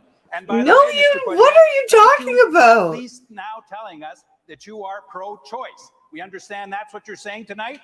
Please confirm that for us. And Mr. Poilievre, you have 30 seconds. I did confirm my position that I will not introduce any law on abortion as Prime Minister. I made that very clear. But Mr. Charest, you're wrong about your tax record. You raised the sales tax, the carbon tax, the fuel tax. Crazy. Just like Patrick Brown, you're trying to flip-flop on it and say one thing on the stage different than what you said before. And the overall tax burden in Quebec went from 19% of the economy to 25% of the economy under your government. That is your record. You can't run away from it. I have a clear, solid record as a tax cutter that leaves more money in people's pockets. Thank you. Mr. Brown, you have 30 seconds. First of all, Pierre Poilievre just ran on a carbon tax and knocked on doors in Carleton literally 6 months ago, literally in the last election. Wait, what? First of all, Pierre Poilievre just ran on a carbon tax and knocked on doors in Carleton. He just ran on a carbon tax on a carbon tax? Was that a misspeak? Literally 6 months ago, literally in the last election. Now, but let's talk about the future of the party. The future of the party, we have to win where we've lost. We've lost in suburban Canada. And I don't see us winning any new seats. Actually, I see us losing seats if we run on the same discriminatory policies that Pierre Poilievre's had a history of supporting. We must be the party that celebrates and supports religious freedom, not tramples it. Full stop.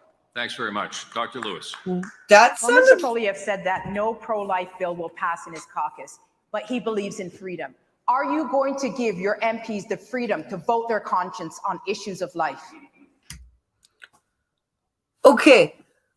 Why if there's going to be no, if he was elected, if he would not bring up or revisit the issue and leave things as it were, why would voting their conscience even be an issue? You are a fucking retard, Dr. Lewis.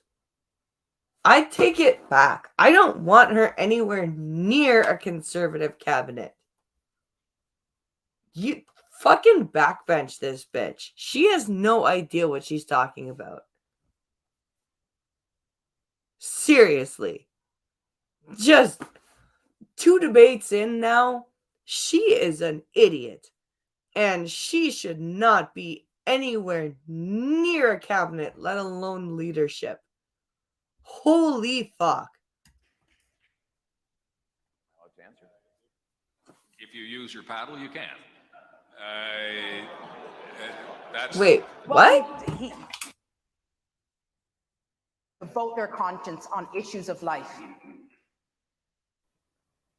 Answer. If you use your paddle, you can. That's... Well, he's been silent on the issue, so. Okay. And Mr. Poilievre, you've raised your paddle. You have 30 seconds. I do believe in free votes. So there's your direct answer. And as for Mr. Brown, sorry, Patrick, you told the members of the Conservative Party in Ontario that you were against a carbon tax. Then you flip-flopped and embraced a carbon tax. You said that you were a pro-life social conservative. And then after you became leader, you said that social conservatives were intolerant dinosaurs. You said that you would get rid of the sex ed program in Ontario, and then you embraced it. You now attack all the Harper government policies that you enthusiastically supported and embraced. Talking about the importance of, all the different types of you enthusiastically supported and embraced when you were part of his caucus. Thank you, Mr. Poilievre. True. All true. I'm trying not to be biased against Poilievre here. Like, the Bitcoin thing is shady, but he's not wrong. He's not wrong. Patrick Brown did flip-flop on all of those things. Is anybody else wanting to get involved in this? Mr. Aitchison, 30 seconds. Well, I appreciate everybody talking about the importance of, all the different types of conservatives. I think Mr. Poilievre gave us a great list of all the different types of conservatives. And it is important for us to respect each other and have respectful dialogue. But it's not enough just to unite conservatives. We need to win over swing voters, people who aren't part of our party. And I think that's going to be extremely difficult, especially if they watch some of the nastiness on this stage tonight. Yeah, I agree. Sorry, Mr. Baber. I'll unite the party by restoring democracy in the Conservative Party, but most importantly, bring back disillusioned voters. Our party failed to stand up for many Canadians against lockdowns, against mandates, until the truckers came to town.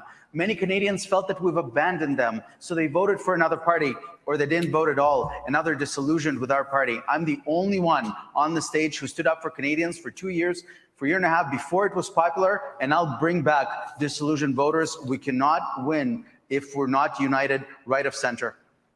He's not wrong. I'm liking Roman Baber a lot. He's the guy, as Functional was saying today, he was kicked out of the Progressive Conservative Caucus in Ontario because he was calling out Doug Ford for his flip-flopping and his wishy-washy behavior. And so he was ousted from the caucus. So and he's making sense here. A lot of things that he's saying is making sense. Mr. Baber was not the only one who stood up for Canadians who lost their jobs due to mandates, who were discriminated against, who cannot fly. Wait, what did she say? Mr. Baber was not. Anybody else? Dr. Lewis? Mr. Baber was not the only one who stood up for Canadians who lost their jobs due to mandates, who were discriminated against, who cannot fly. I also stood up for those Canadians, and I wanted to make that point. Did you lose your spot in your provincial caucus? No? No? Oh, wait, you have a pussy, so therefore you matter more. Right. Okay. And Mr. Brown, I believe you've got one left. Okay. Well, let me be very clear. I was one of the only big city mayors in the country that didn't impose vaccine mandates. No firefighter, no police officer, no long-term city employee lost their job in Brampton. I stood by the right to have personal health choices. And I have to say, it's surprising during the leadership campaign that all of a sudden Pierre Poilievre comes out against mandates, because in the heat of the battle, he didn't say a word. He was hiding in What are you talking about? No, that's not true. I've watched question periods from the get-go of vaccine mandates where Pierre Poilievre was asking questions and pointing out the slippery slope. No, that's not true. Like I said, I'm trying, I've been trying to point out the things that are shady and stuff that he's talking about here, or that Poilievre has mentioned here, but this is not a true statement. Time that I had longtime municipal employees in Ottawa calling me asking for help. I give Roman Baber credit. He was there. He was heard. Dr. Lewis was heard. Disappeared. Thanks very much. What are you talking about? It would seem appropriate for me at this point, and I'm getting the information in my ear, but I want to pass it on. Mr. Brown, you've got one intervention left. Mr. Poilievre, you're out. You've used your 5. Dr. Lewis, so have you. I'm waiting to hear. Mr. Baber, you've got 4. Oh, you've got 1 left, Mr. Baber. Mr. Charest, you've got 3 left. Oh, good, you're keeping count. And you've got 4 left. Is everybody clear on what you've got and what you don't? Okay, thank you very much. Ms. Lewis, this next question is for you, and the topic is energy. And who would you like to debate? Miss Lewis. Ha. I'll debate Mr. Aitchison. Mr. Aitchison and Dr. Lewis. Excellent. Here's the question for both of you, starting with Dr. Lewis. Oil and gas, as we know, in Canada has seen a price rebound in this year, but the export growth of these commodities has been constrained by pipeline infrastructure. You've all said that you would boost the building of pipelines. There are multiple jurisdictions, as we know, that need to be involved in that process. So the question is this: how would you do this? Who would pay for these pipelines, and how would you deal with Indigenous or provincial opposition? Dr. Lewis. Investing in Canadian oil and gas is the best way to grow our economy. We can enter into agreements with Indigenous populations that will actually enrich those populations. And many of those agreements have been entered into, and it has been beneficial in uplifting those populations. What? We also need to ensure that we eliminate Bill C-69 and Bill C-48, which is really crippling our local capacity to develop our oil and gas. We have to get our products to market, build pipelines. We could go through Churchill and get our products to Tidewater and offset dictatorship oil. But we do need a real water and go through Churchill oil. In other words, natural gas is good, okay? And dictator oil is bad, okay? And I don't really understand anything else, okay? But I need to say things and stuff, okay? As a Black woman, okay? Like, that's really, like, she is. I know for a fact that there are many intelligent Black women on this planet. She is not one of them. You haven't used all your time, but if you're even Tom Clark is like,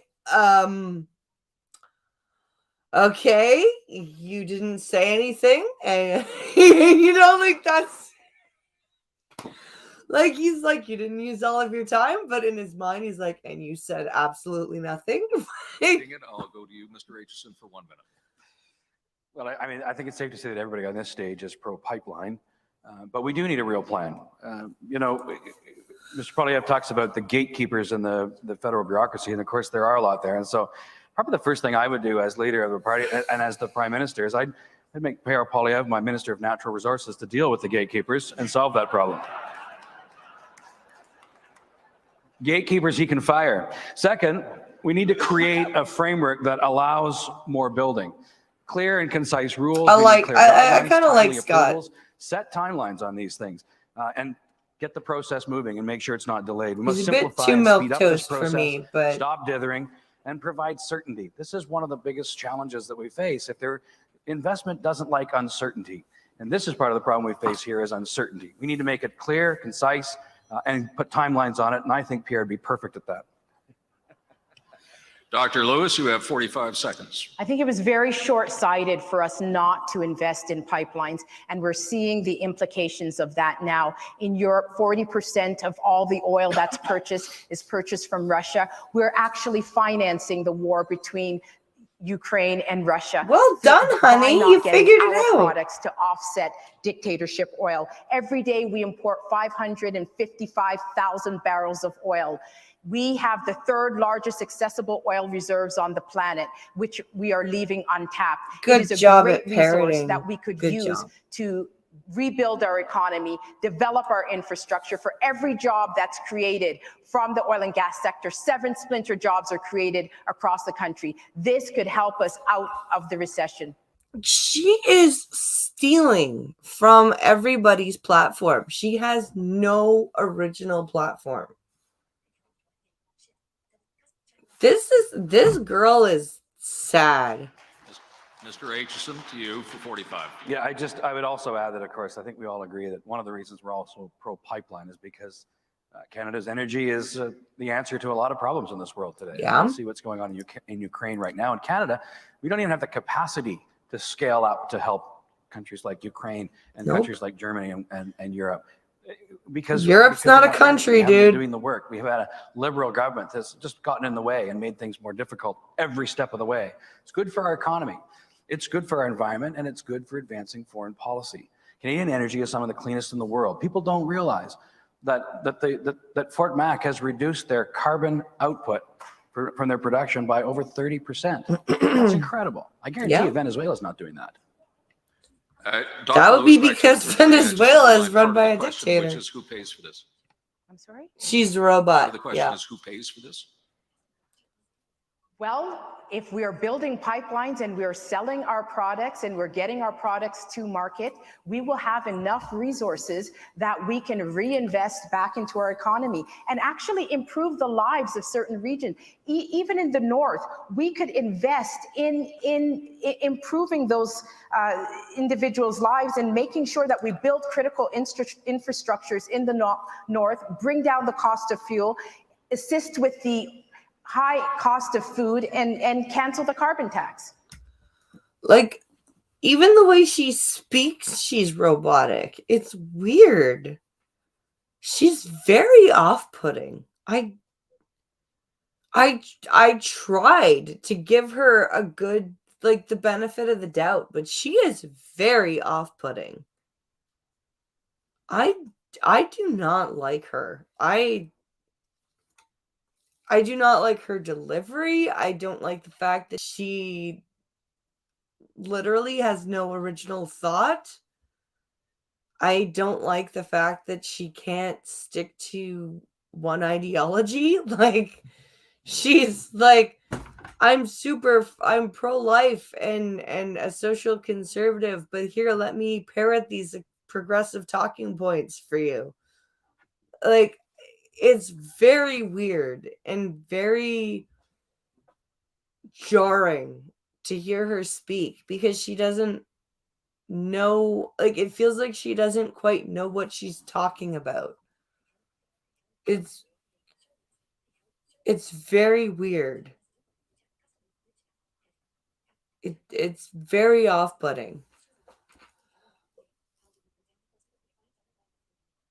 How do you bring down the cost of a $45 watermelon in Nunavut? That's a good question. Certainly in the system, they're more than happy. Left for you. Cost of food, And you're asking me, the carbon tax. Thank you, Mr. Aitchison. 30 seconds left for you. and you're asking me who pays for the pipelines? Yeah. Yeah, industry should pay for the pipelines. There's no question about that. And if there is certainty in the process, and there's certainty in the system, they're more than happy to make those investments. But Yeah. it is the industry that should be doing it. True. Terrific. Anybody else want to get involved in this discussion? Going, gone. Well, I think only two of you have battles left, so let's move on to the next one. And Mr. Aitchison, this is a question to you, and the topic is the North. Who do you choose to debate? That's vague. Mr. Baber. Mr. Baber it is. Okay, and here's the question, Mr. Aitchison.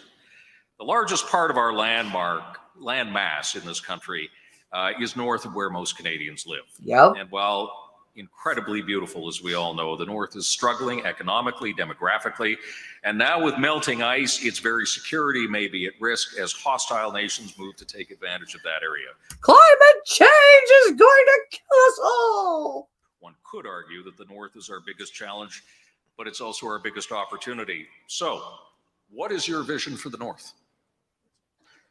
My vision of the North includes actually engaging in the North. I think Mr. Charest made a very good point about making sure we have not just one, but two deep water ports in the North. You're quite correct that ice is melting, and there are other nations that are cruising through our northern waters and not all that interested in what we think about it. We need to defend the North, we need to engage with the North, and we need to be making investments in the North. That is but a that good includes, point. of course, our military commitments. We need to be making sure that we're not just committing 2% of GDP on military spending to meet our NATO commitments, but we also need to be making sure we're meeting commitments to protect Canada. Yes. And it's not just enough to be protecting the East and the West Coast. We have a North Coast. We do. And it's been neglected, and we need to invest more there. And so I find we already lost Alaska 100 years ago. We don't need to lose the rest. Thank parts you. of our country and making sure that we can secure it at every port, at every coast. Thank you. Mr. Baber for 1 minute. Thank you. The best way to help northern communities is to unlock their natural resources potential. Yep. And not just oil and gas. I'm very interested in mining. There's an insatiable appetite right now around the world for precious metals and precious minerals. Timber. And Canada and the North are blessed with them. And we can do this. We can strike the right balance. We can consult stakeholders, and we can protect the environment. But we need to end this resistance to the development of natural resources. And northern communities are going to be the greatest beneficiaries of that. That also means we'll improve infrastructure and build roads and highways in the North. Let's bring northern communities a true economic opportunity. Let's build roads. Let's start building and working in our country again. Let's get back to work. I keep saying this, but I really enjoy. I really think this guy's gonna go far. I really do. I think if he doesn't get the leadership, he is definitely going to land a cabinet position. I definitely see him landing a cabinet position somewhere. To you for 45. I think speaking about the North also provides an opportunity to talk about housing, which is an issue that has not come up in this debate yet. And it's a crisis in this country, and it's particularly a crisis in the North. And we need to commit as a federal government, not just to ensure that big cities and southern Canada is getting things built, but we need to make sure that we make a commitment to the North as well, because the housing situation there is as much of a crisis or worse than anywhere else in Canada. And so housing would be a crucial investment to make sure that we're engaged and making sure that the health of residents in Northern Canada is sound. Good point. Mr. Baber? I want good paying jobs in the North. I had a gentleman approach me a couple of months ago who I didn't know, and he told me that his company owned a mining permit for 15 years, and they weren't able to go ahead because local stakeholders would not consult. I know that the Supreme Court recognized that there's a duty to consult, but it doesn't mean that we can't strike a balance. We can be reasonable again. Let's mitigate environmental risk. Let's agree on profit sharing, but I will not allow to hold up the development of Canada's natural resources. We need them for the well-being of our northern communities, and most importantly, we need them to get out of the fiscal mess that the Liberal government is leaving us in. Agreed. Mr. Aitchison, you have 30. some debate between Roman and I. I think we were agreeing on almost everything. That's kind of nice. I don't really have much more to add on the issue. I think that there's been a lot of talk over the years. Like I said, I think Roman Baber, if he doesn't get an election, get elected as leader, he's going to get a cabinet position. You know, when it comes to housing, lots of photo ops, but not a lot of ribbon cuttings. And I think that's disgusting, and we need to do better. And conservatives are a party of action. Yeah. So we will get these things done, and we will engage with the North and actually do it. Mr. Polyev. Oh, I'm sorry. This is a very complicated show. Okay, Mr. Baber, go ahead. Well, why didn't you? I You guys set it up that way. And for his gracious approach to this race. Perhaps it will give me an opportunity to politely It's respond not to their Dr. Lewis. fault. I'm the only one on the stage that opposed lockdowns. I was removed from the Doug Ford caucus in January 2021 when I spoke out about the collateral harm that we're causing our health and mental health by way of locking down healthy people instead of a focused approach against a very transmissible virus. But I appreciate that she joined against mandates subsequent to the last general election. Thank you. Mr. Charest, did you raise your paddle or did? May I respond since it's... No, if you No. Sorry, you can't. Mr. Charest, go ahead. Well, thank you. And Scott and Roman. No, have you both may said not. You've things used that I up all totally of agree your with. paddle Thank you for wavy very time. Constructive discussion on the North, to which I want to add. Yes, I would build 2 military bases in the North, one with a deep water port. This is one of the most important issues facing our country. And this is a good city to talk about it. Edmonton has a very deep connection to the North. But it also includes affirming our sovereignty. It includes things like icebreakers, unarmed icebreakers, submarines that we also need to build to be able to patrol the North. It includes solidifying our agreement with the Americans on NORAD. We're done. Anybody else want to? We're done. Oh, okay. We're going to move on to the next question. Thank you very much. Mr. Baber, this is for you. The subject is cost of living, and who would you like to debate? Mr. Charest. Mr. Charest and Mr. Baber on this question. We have seen a rapid rise in the cost of living for Canadians at levels we haven't seen in 40 years. And we are certainly not alone. Every Western country is going through this right now. Under your leadership, is there anything a Canadian government can do to reverse the worldwide trend without making the wealth gap any larger in Canada than it already is today? Nope. So I think it's important that we acknowledge the cause of inflation and the rising prices. It's not just the $500 billion in debt that we printed in the last 2 years. It's lockdowns, something no one on the stage other than myself was willing to acknowledge. We stopped the global supply chain at its tracks numerous times and then restarted demand again. Supply is not catching up to demand. We're almost the best there, thing we can guys. do right now is to provide the market with some certainty. I will never allow for any lockdowns or any stoppages. I'm also going to restore discipline to government. We're spending way beyond our means, but in terms of affordability, I'm going to repeal the carbon tax on day one.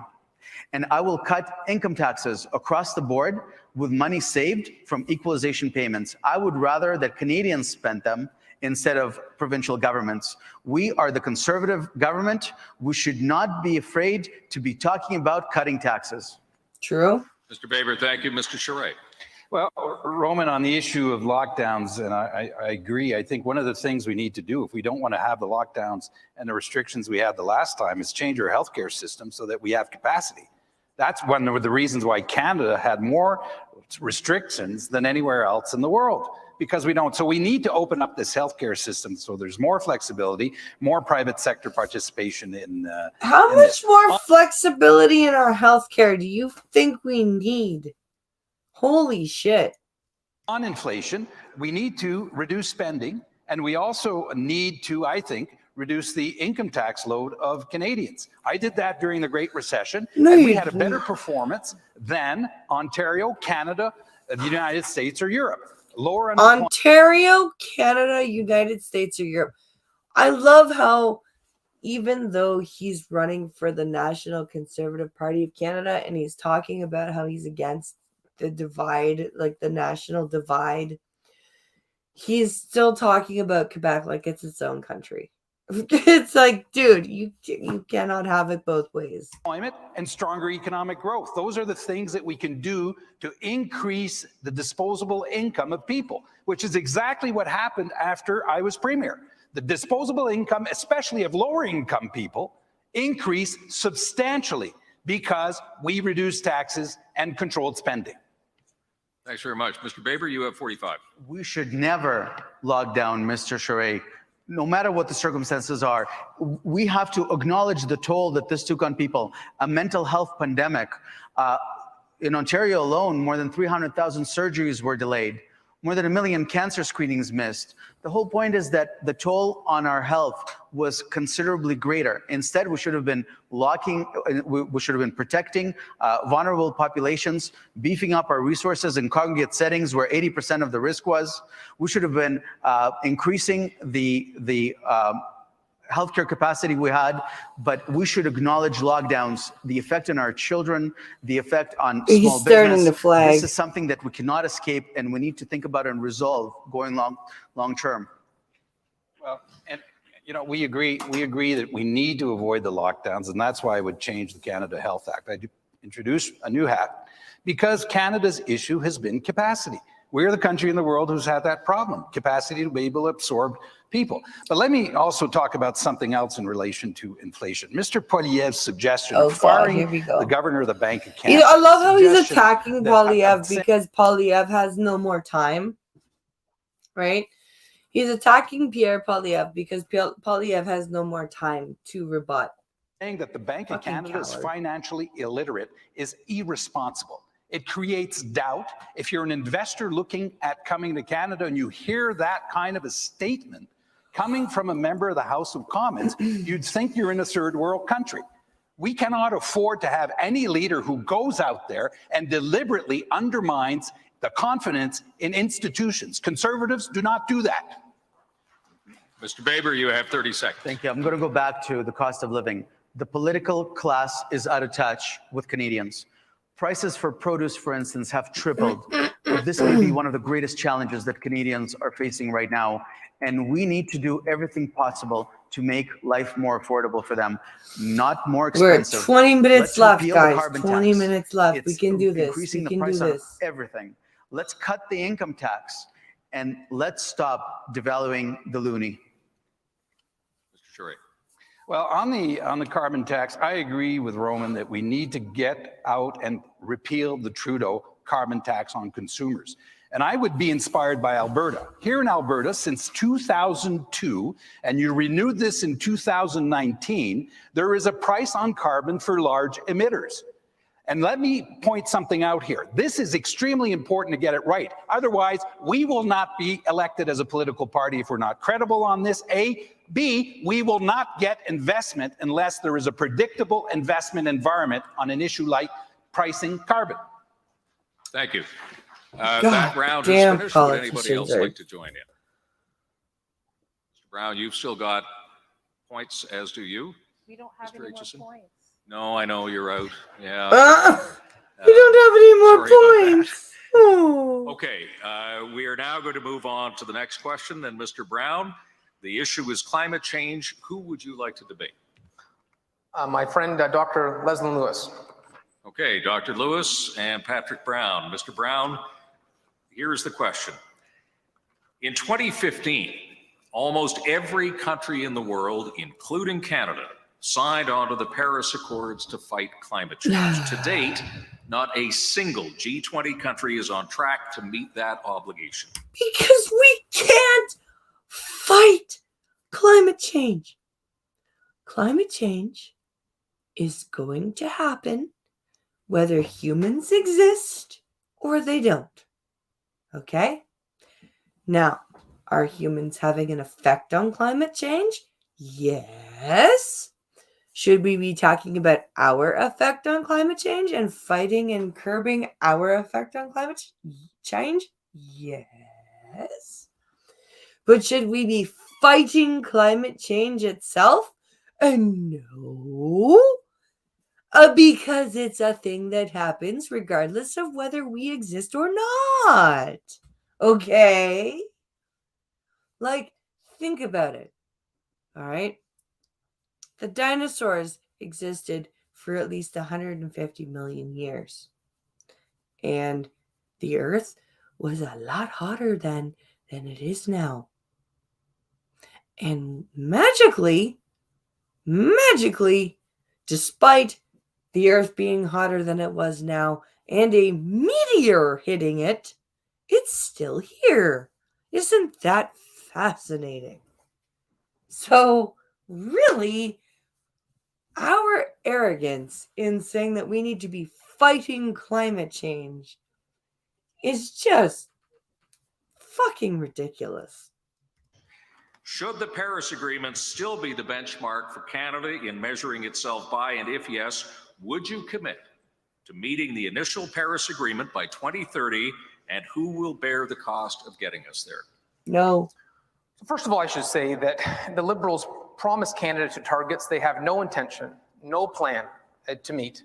And that's part of the problem. We need to have a credible environmental plan to actually achieve the targets that Canada commits to. I don't believe in Canada committing to targets that we're unable to commit. And frankly, it is photo op environmentalism. How is it better for the environment to be importing foreign dictator oil into Canada? I find it infuriating that I can't use, when I fill up the pump in Brampton, Ontario, I can't use and be a wealth generator for the Canadian energy sector. And I have to say, the fact that our Prime Minister, this Prime Minister, doesn't understand that is a huge toll on our economy. It's costing Canadians more. Looking at the latest stats, 73,000 barrels from Saudi Arabia. 17 minutes. Can I make it 17 minutes? Oh my God. Billion. Thank you. Thanks very much, Mr. Brown. Dr. Lewis. Canada signed on to the Paris Accord. They didn't meet their targets. The US pulled out of the Paris Accord. They met their targets under Donald Trump. The issue is not whether or not we sign on to the Paris Accord. The issue is the resolve to make sure that we leave the future for future generations better environment than what we inherited. There is no partisanship in the environment. We must work together to make sure that we are protecting the environment. The carbon tax doesn't reduce emissions, it just increases revenues. We need to ensure that we adopt technology that will bring down emissions, that will increase conservation. That will increase. Have to have a credible environmental plan. Oh my and God. That plan has to have a component of education to change the way we interact with the environment. No, guys, I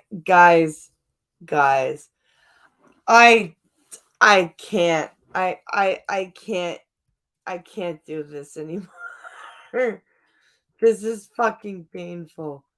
I can't do this. This is bad. This is fucking bad. Oh my God. Okay, I need to go to bed. I have drunk an entire bottle of wine. And I still have fucking Twitch to do in the morning and the gym to go to in the afternoon. So we made it to almost the whole thing, but I can't do it anymore. These people are fucking ridiculous. Oh my God. I thank you guys for watching. I wanted to cover this because it is a thing that's going on in Canada. And I know you guys, a lot of my American friends have been asking about Canadian stuff. So I wanted to put this in, but I can't finish this. This is painful. Anyway, guys, come join me tomorrow for Coffee and Combat. And Functional and I will break this debate down on Friday. And I hope you guys had fun with me. I'm gonna go to bed and sleep this off. Good night, guys.